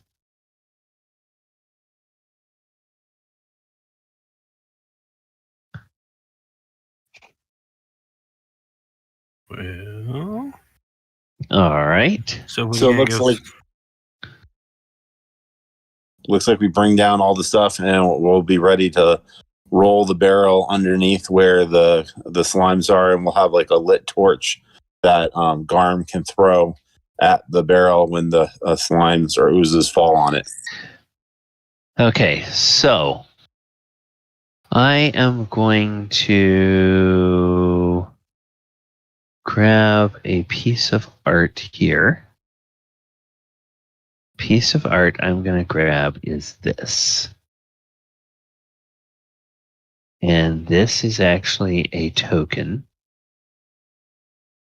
And I'm going to say that. All right. So that circle represents your barrel. And now you guys should be able to manipulate that. So where would you like to move that? That's your barrel full of stuff. I think we were wanting to try to. I think we have it ready to be pushed over into that spot, but everyone should get into the position they want to be in for the fight. So we don't push it until we're ready in position. Okay, so I am going to go across the board and ask everybody where they want to be positioned. Quint, where do you want to be? Are you in position? Yeah, I'm where I want to be. Okay, Min, what about you? Where do you want to be? Are you happy with where you are before this? Is Heather there? Or did she step away? Sorry, She was muted. I was muted. Okay. Yeah, I'm fine. Okay. Talon, are you where you want to be? Yep. Okay. Garm, where would you like to be before they set this thing alight and see if it triggers these slimes? I want to be at the back. Oh. Okay. So over Be in the near back with the cool kids. over near where Min is, kind of out of the Yes. way. Okay. Yes, sir.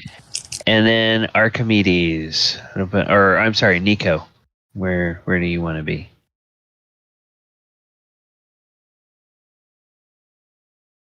Is Nico the one that's kind of manipulating the barrel?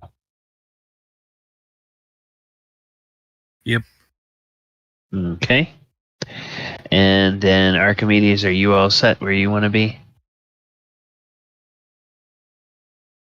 Okay. I'll take that ping as a yes. All right. So, Nico, it looks like everybody is in position. I'm gonna take my last flask of oil.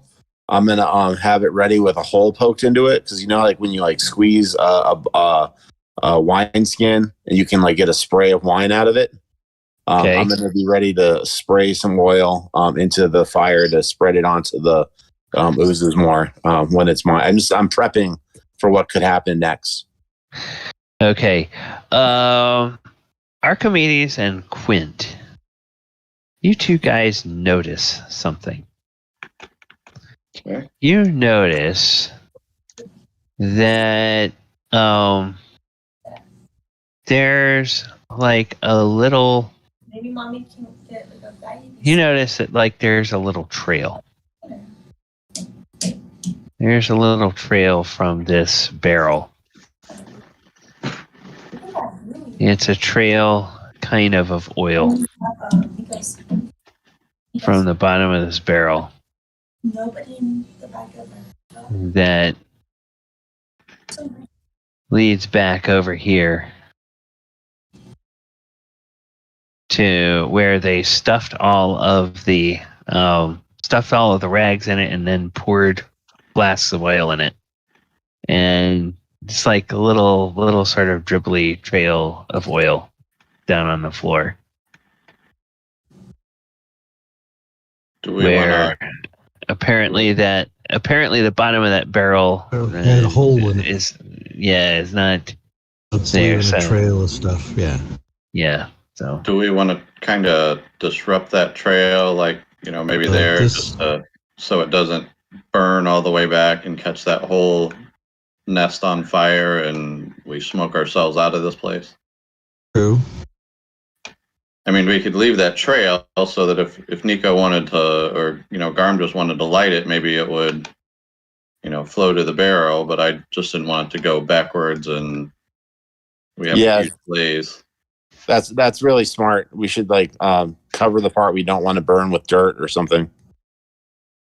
okay, all right, So yeah, just you guys. It's like here, You guys Clint will can- kick dirt over it or whatever, and From here to Yeah, here. you can take like some rags up. or stuff like that and soak up part of that oil. So let's just say that you guys grab like this part and this part. So you disrupt that. Then some dirt, Nico, yeah.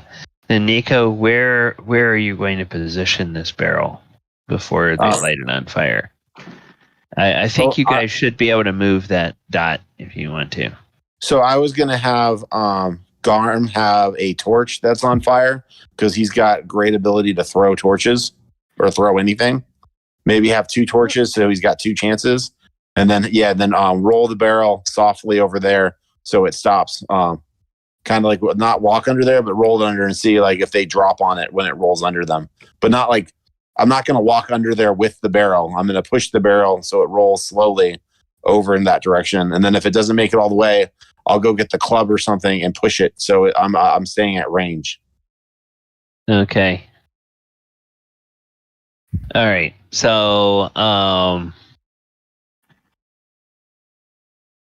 yeah, let's see. And I have 2 torches, so I would give Garm my 2 torches that we would have lit.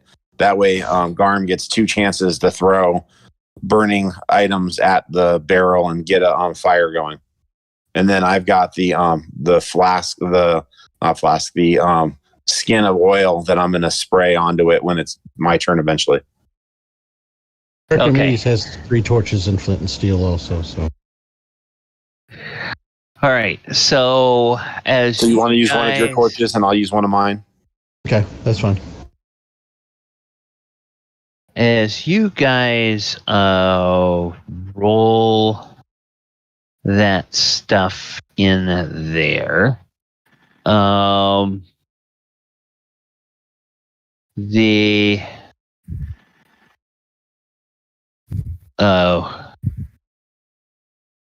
let's see.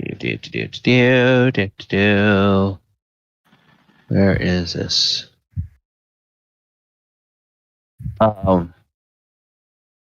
As the barrel rattles underneath it, the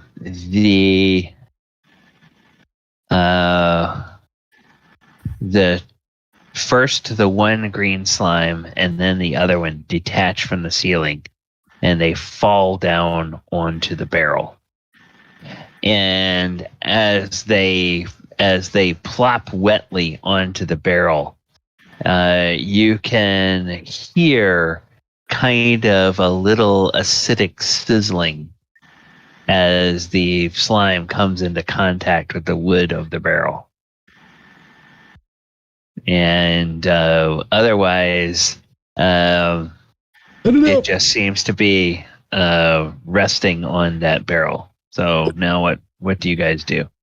Now it's Garm's turn to throw. Oh, I'm going to grab my bag of salt out of my bag too, just in case, because salt might hurt these things. I don't know.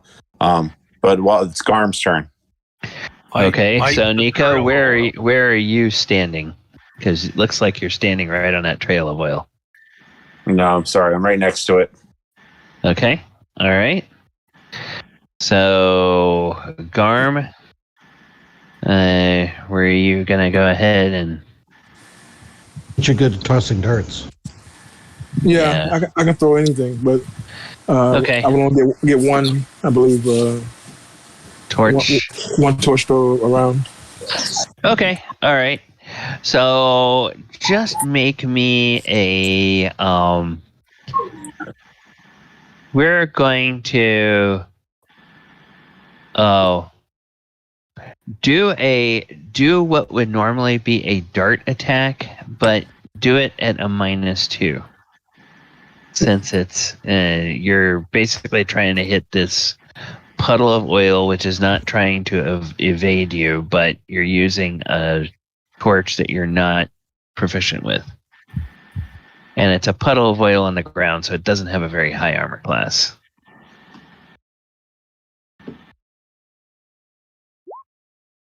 Oh, yeah. All right. Very quickly, that oil catches fire and it begins to burn across the ground, and it goes, and it goes, and it hits the slime.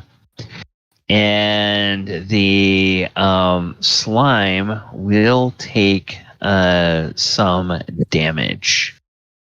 And the slime will take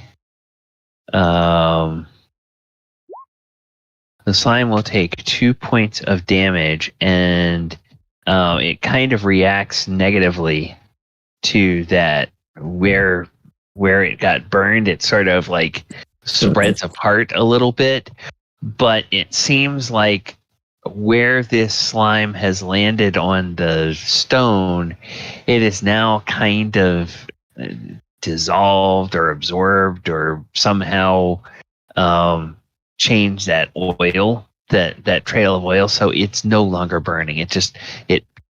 The trail hit the fire, the burning fire hit the slime, burned it a little bit, and then went out. So the slime is not continuing to burn. So what is your next thought? So and you guys can still hear the wood of the barrel being, you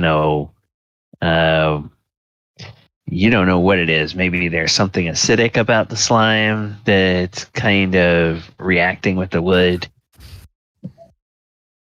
Whatever it's doing to the wood, it doesn't seem to be doing it very fast. But so I'll take a step over and have Garm hold out the torch, and I can use the bottle that I have set up for a spray to spray fire into the two slimes and onto the barrel. Because what we really need is that barrel to go up with all the oil in it, so they get like a much larger fire hitting them all at once. Okay. All right.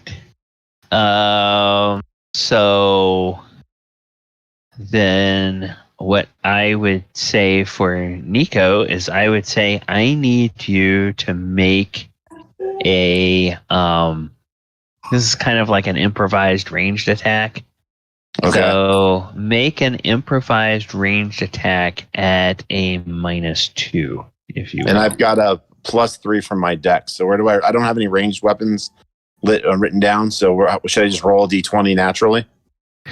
Roll a d20, and if you have a +3 from your dex and a -2 from the circumstance bonus, then a d20 +1. Okay. Roll a d20 +1, and we'll see. Hold on. How do I get it to actually? Let me type in the thing. Just /R space d20 +1. And then whatever that number is, we'll figure out what armor class it hits. I have a fact of 18, so it would hit a 12. Yeah, it hits an armor class 12. Yeah, it kind of squirts. You kind of are giving it a little bit too much of a squirt, and it goes kind of over the slimes and hits the stairs beyond. So you missed with that one. All right. And I'll say, somebody get those barrels on fire. So maybe it's Garm's turn again. And light another torch, just in case. Okay. I don't think Garm is the only one with torches. I don't know how many he has, but if he runs out, other people may have some. I minus my first one. Okay. The first one, and then, like I said, I had 3 flint and steel. 2 more torches. Everyone grab torches, light them on Garm's torch, and then throw them. But we gotta get those barrels on fire soon. Okay. All right. So, everybody gets within about, I guess, 10 or 15 feet. That would be close enough to go ahead and try tossing some torches. So why don't everybody give me, if you have a ranged weapon in your on your character sheet, do a range attack -2. If you don't have a ranged weapon, do that /RD20 and then modify that by the difference between -2 for not being proficient and plus whatever your dex bonus is. And I've already gone this round, so I don't think Nico gets to do it again. Yeah. Okay. So, yeah, Garm, you toss that torch, and it just sort of flips right over and into the barrel, and there is a whoosh as the barrel flames up, and the whole thing catches fire. And so in the first round, both of these creatures take 5 points of damage. And this one here is bloodied after its initial thing, and then they continue to burn. So in the next round, this one takes 6 more, and it appears to be now inert and just bubbling, blackened, bubbling mass of blackening goo. That one is very bloodied. And then in the third round, this one takes 3 more, and it becomes like a crusty, sort of like if you heat a flan too long, instead of having that nice golden sort of crust, how it gets all blackened and crusty and Leave it a marshmallow over the fire. gross. Yeah. Leave a marshmallow over the fire. Yeah, that's kind of like what it does. Except instead of starting out white and creamy, it starts off green, but it goes a Christmas marshmallow. Yeah, a Christmas marshmallow. Yeah. All right. So, the fumes from this thing are pretty noxious, but thankfully most of them go up the stairs, and that barrel's pretty much destroyed, as well as the slimes all being done. And as you look up, you see where somebody did kind of ingeniously manufacture basically a place to hold slimes suspended, or kind of like a little. It's almost like creating a little habitat for them, where they'd have nice little walls around them, nice little place they could snug into and just wait there until it's time for them to drop. And they probably were fed there and cultivated and all that kind of stuff. So, yeah. But that seems to be done now. And Talon, as you're over there, you start looking at those doors, and you look at those keys that you got off of the ogre, and you look at those doors, and you look at those keys. Oh, yeah. There's one of those keys that looks like it fits at least this door on the north. Door key. So there's a door to open. Do you want to keep your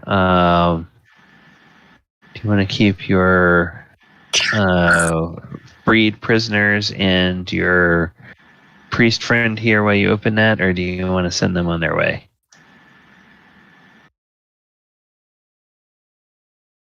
You don't know what's beyond the door. I say keep them. And we should also wait until the oozes are done burning, and then with a stick sift through the ashes to see if there's any undissolved metal like coins or rings. Okay. All right. That'll be a few minutes, so we can probably check these doors first, unless people want to just wait and do the oozes first. I'm over by the door. I got the key in the hole. Okay. All right. I'll come. Are we ready? Talon, in case you get jumped. Okay, so you open the door. The lock of this portal is secured, obviously new and well oiled. Inside the room are 30 shields, 12 suits of leather armor, and several barrels.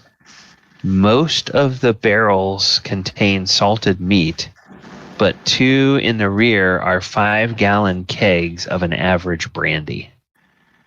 Ooh, brandy. Let's try that brandy out. Yeah, Archimedes and Talon went to that corner pretty fast. Okay. All right. I'm going to put this in the... Just from my armor work, armorsmith and weaponsmith, does any of this look like it's high quality, or is it all just average quality stuff? It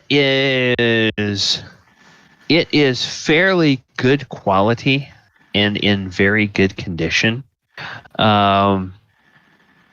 It is comparable in quality with the stuff that the soldiers, that Laris soldiers were wearing.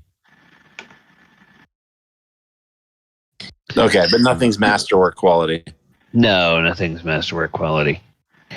The brandy, it's not the worst you've had. It's not the greatest. you realize that, yeah, you know, a 5-gallon keg of brandy, that might be worth something. So, I mean, you could drink it all up, or you could decide to sell it, but that's up to the party to decide. We have to have provisions for our new home. I don't. Well, there's barrels of salted meat, which are, which look like they are completely untouched by the ogre. They are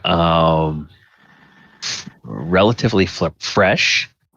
In fact, they smell like they're good and edible. There's like big salted pork shoulders and salted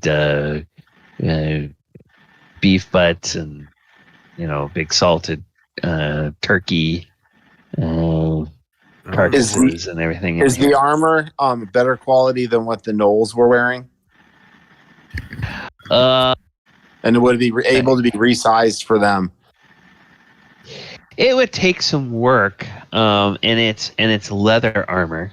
So yeah, I mean, some of the ones that use bows and whatnot, they might like it, but yeah, it would have to be reworked because it's definitely sized for humans, and the gnolls are a little bit larger than human size.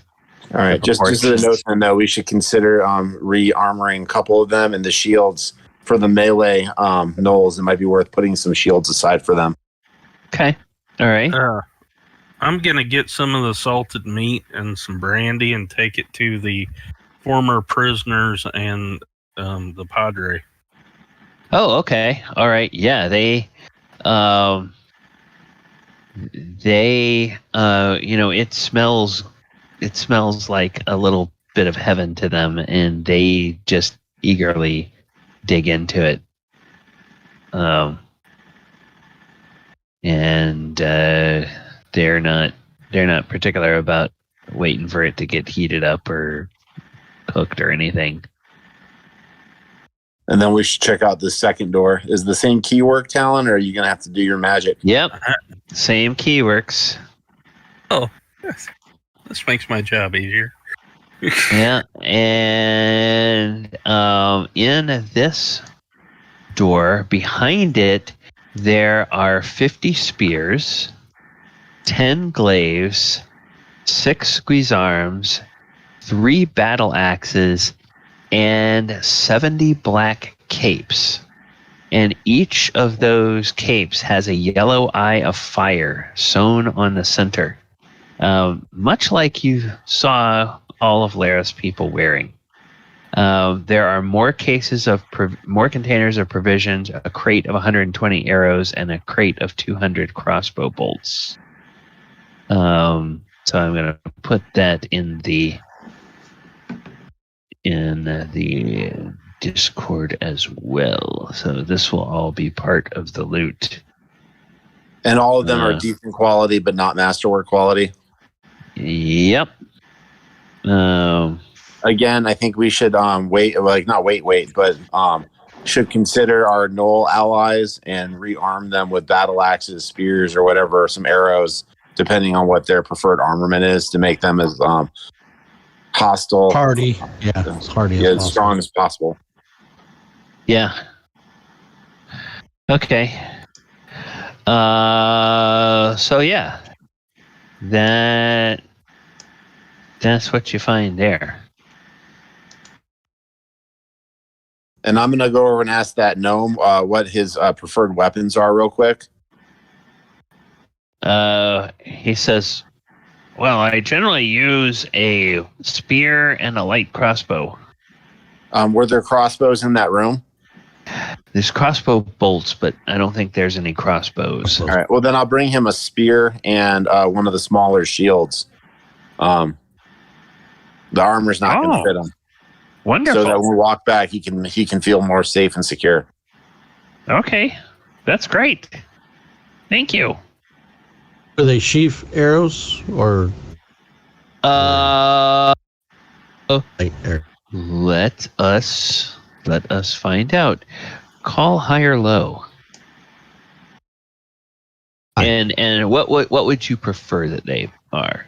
I'm looking for sheaf arrows. I just need 6 to replenish my little deal. So you call high and you're looking for sheaf arrows.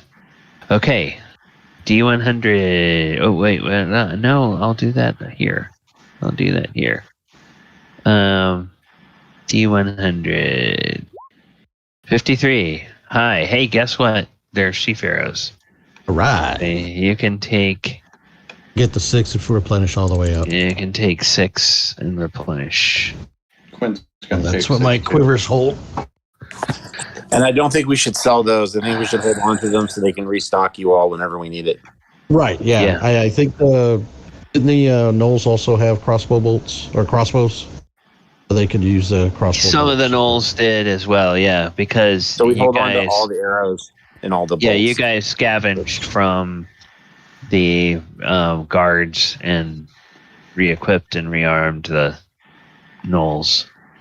I also think we should each take one of these cloaks and fold it up and hide it, or take it, like, put it aside for later. If we ever have to pretend, like, sneak in anywhere. Yes, that would be Okay. Bad idea. in case we need to try to infiltrate. All right, so everybody go ahead and add a cloak, a black cloak with the fiery yellow eye to your inventory. And you can put that somewhere on your character sheet, and if you want to say potential cult disguise or something like And- that. Mention it to Father Raul or not, because I think it'd be good to have a witness from the good church to know that we're doing this as a way to infiltrate or to surprise the bad guys, and that we don't get, like, called as being bad guys later.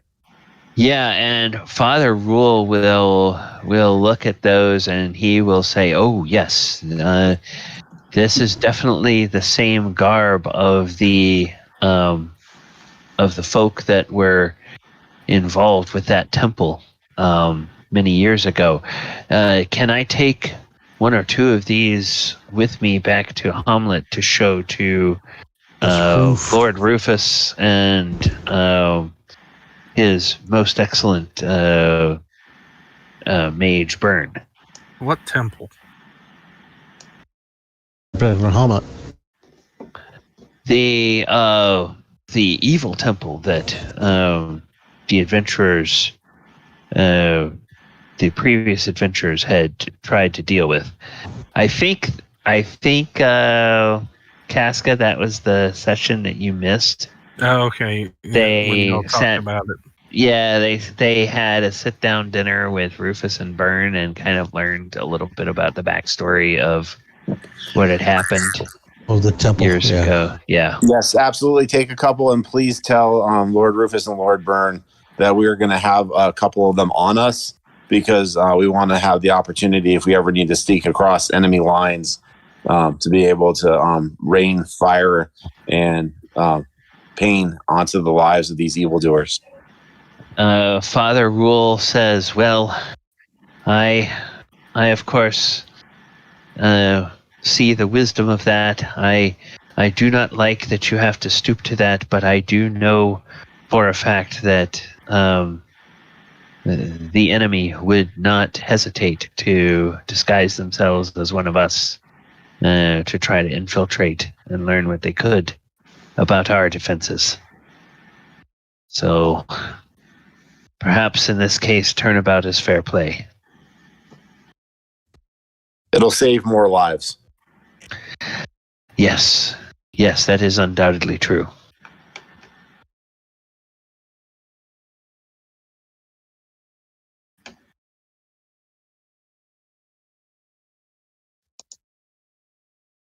Now, the one other thing that I know about before Father Rule has to leave, we have that well monster. Do we want to go try to eliminate it, or do we want to escort them upstairs and let them get on their way back to the town? Let him go. He's done enough. Yeah, that sounds good. then I will wish, unless anyone objects, we'll wish them on their way. And we'll mention to Father Raoul that our friends, the new followers of Clang Adden, are watching out for them in the woods. And he says, "Oh, yes, I will prepare my charges so that they do not get especially frightened." And my new brethren in Clang Adden want to eventually dedicate a temple to Clang Adden around here. So the good God has brought a new flock to the light.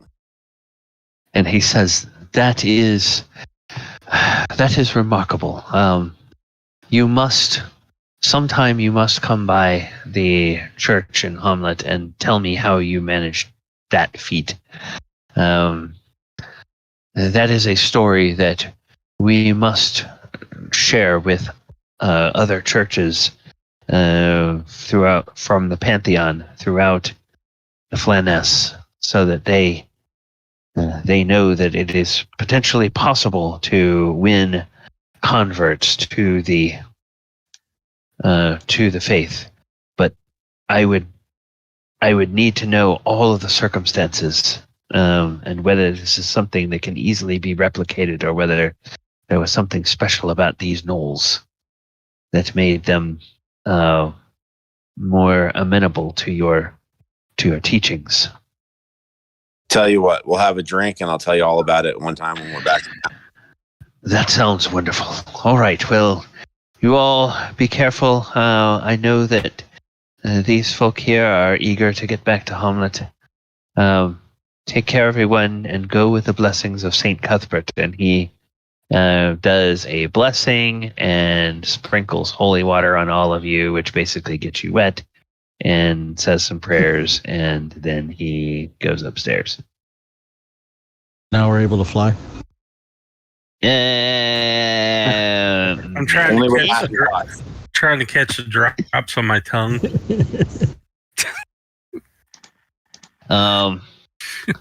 Okay. Let's see. Alan sizzles slightly. Yeah. Talon, you take 2 points of damage as the holy water Yes. burns your tongue.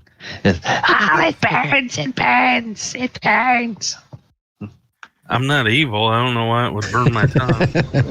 It's the residue from eating the bugbear. Yeah. It's meat. No, I'm kidding. You don't take any damage. It's just it's psychic.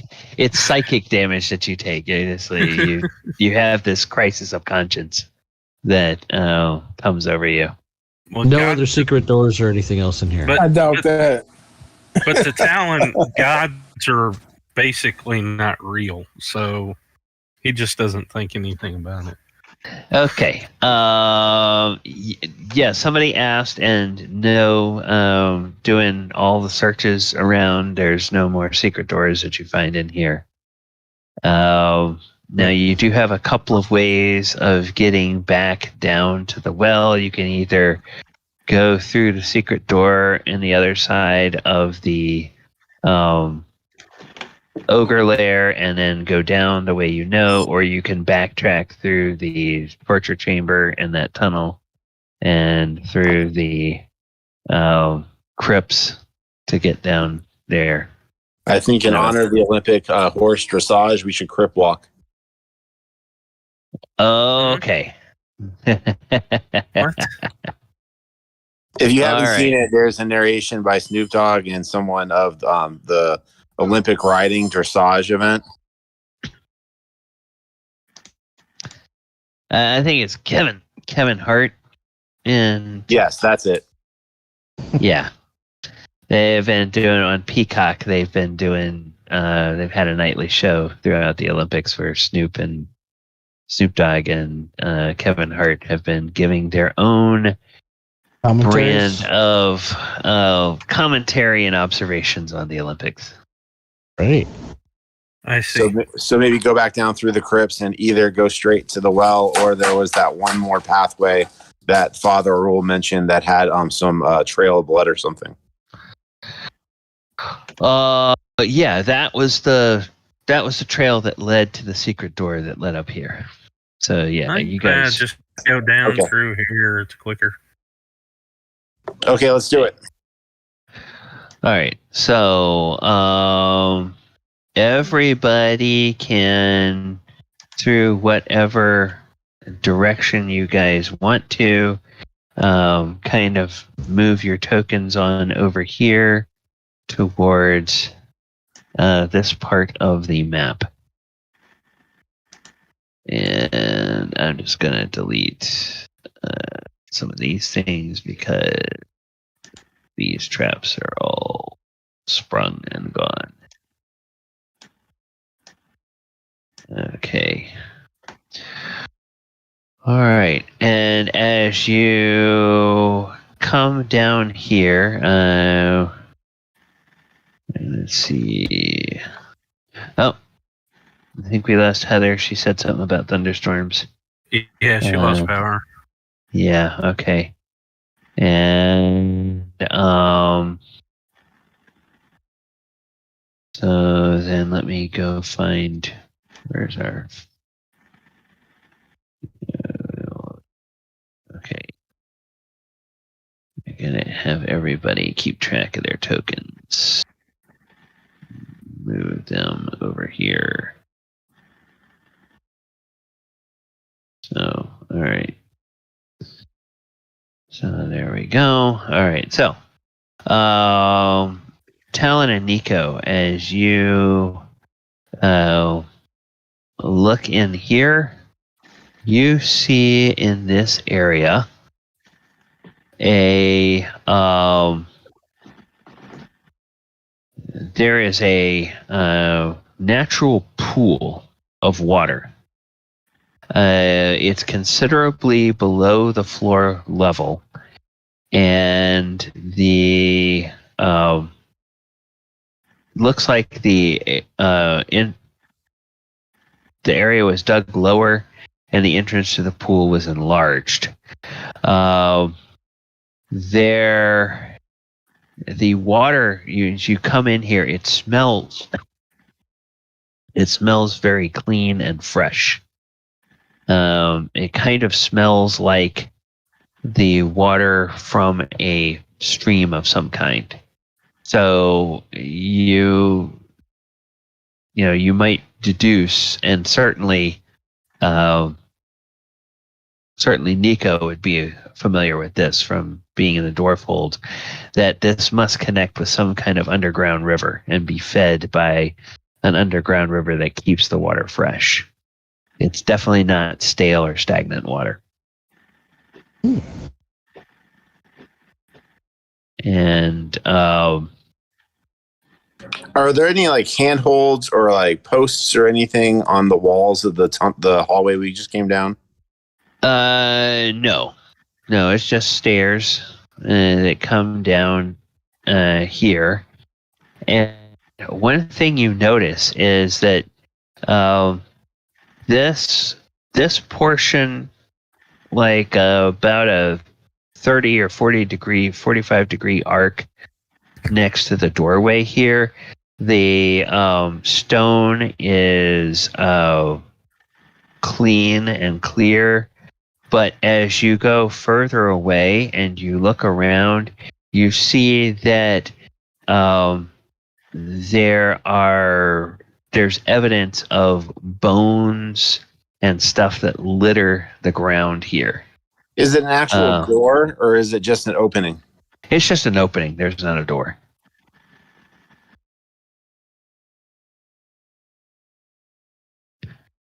And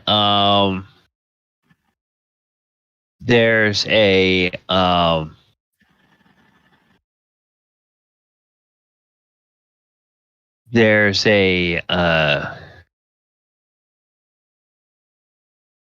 as you look across, there's like a glint in your torchlight. There's a glint of coins over on this shelf over here, beyond the pool.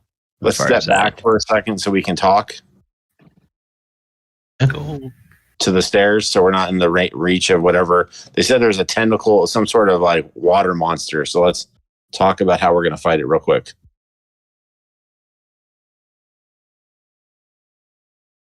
Obviously, Alright. the money's a trap, right? The glimmer of coin is the trap.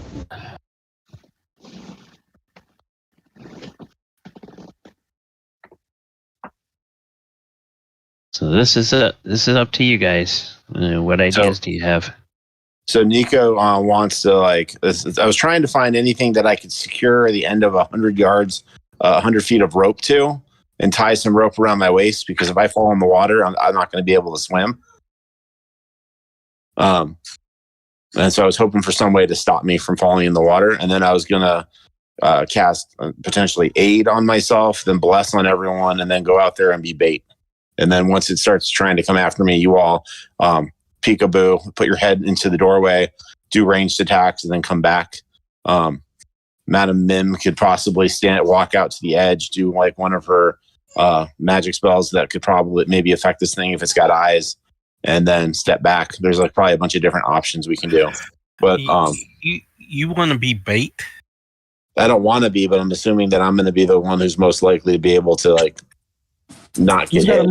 He's got a -3 AC. Of course he's bait. I'm the only frontline fighter in the group. Yeah, but if he gets in that water and it's very deep, he's going to sink like a That's- stone. I was- Well, he's got the rope. that's That's why why he's got the rope. you have the rope. The rope. That's why you have the rope. So you guys Yeah. can. We're You the guys kingfisher, all- man. Let's, We're the let's watch our kingfisher, language. man. We're talking about a tentacle monster attacking me.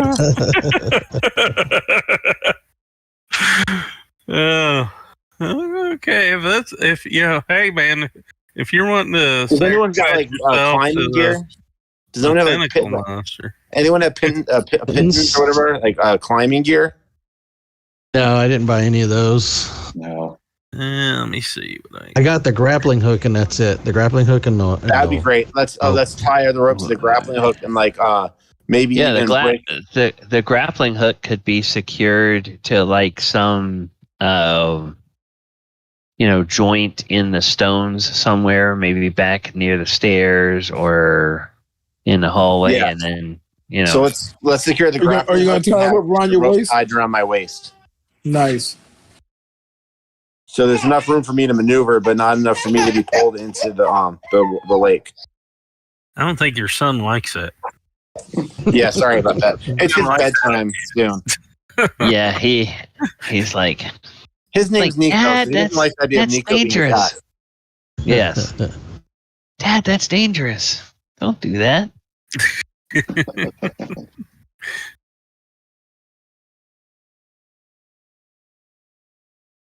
Okay, so So grappling hook tied to the rope with enough give so I can go out there, but not enough that I can go far into the water. Right. If somehow I get grabbed, and then I'll get the thing's attention, and as soon as it comes out, you all start. You kill it, and you kill it fast, so I can live through this. you're going to be able to attack it too, correct? Yes, but I'm gonna not expect I'm gonna kill the thing. I'm gonna try to stay alive. Okay. Well, and if you don't survive, we just know we need to bring a dwarf down here every so often to feed to it.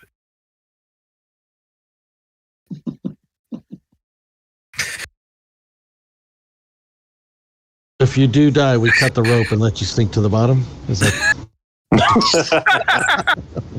So are we all still here, and are we good to go, or do we want to pause here? And take a- Well, I know that Heather dropped off because of losing power. Yeah, it's already 9:30, correct? yeah, we're about time. Yeah, it's about 5 minutes. It lacks about 5 minutes, so we probably wouldn't have time to finish a combat if we started one. Yeah, So it might be. Yeah. Okay. All right. So, it looks like the party has now, or the heroes have now found everything that there is to find in this place except for whatever is in this well or pool that they have discovered. They now need to deal with it. They know that there is evidence that of the victims of this monster from the bones and everything on the ledges surrounding this pool. There's potentially some treasure off in the far corner, and they do not yet know what form this monster might take. So we will be back in our next session, and we will pick up with dealing with that. Players, thank you guys all for coming out, and viewers, thank you all for being with us this evening. I want to let you know about the games coming up on the channel tomorrow afternoon. We have tomorrow afternoon we have the 5th edition Walker of Waterdeep game, and the and we will fudge. We will be here at 2 p.m. Eastern Time for that. And then next Saturday, we will not have a game. We will not have a game because I will be at the stadium next Saturday. On the 14th? On the 14th. On Monday night coming up, we'll be doing Monster Monday, and this week I'm going to be looking at an undead monster called the Revenant.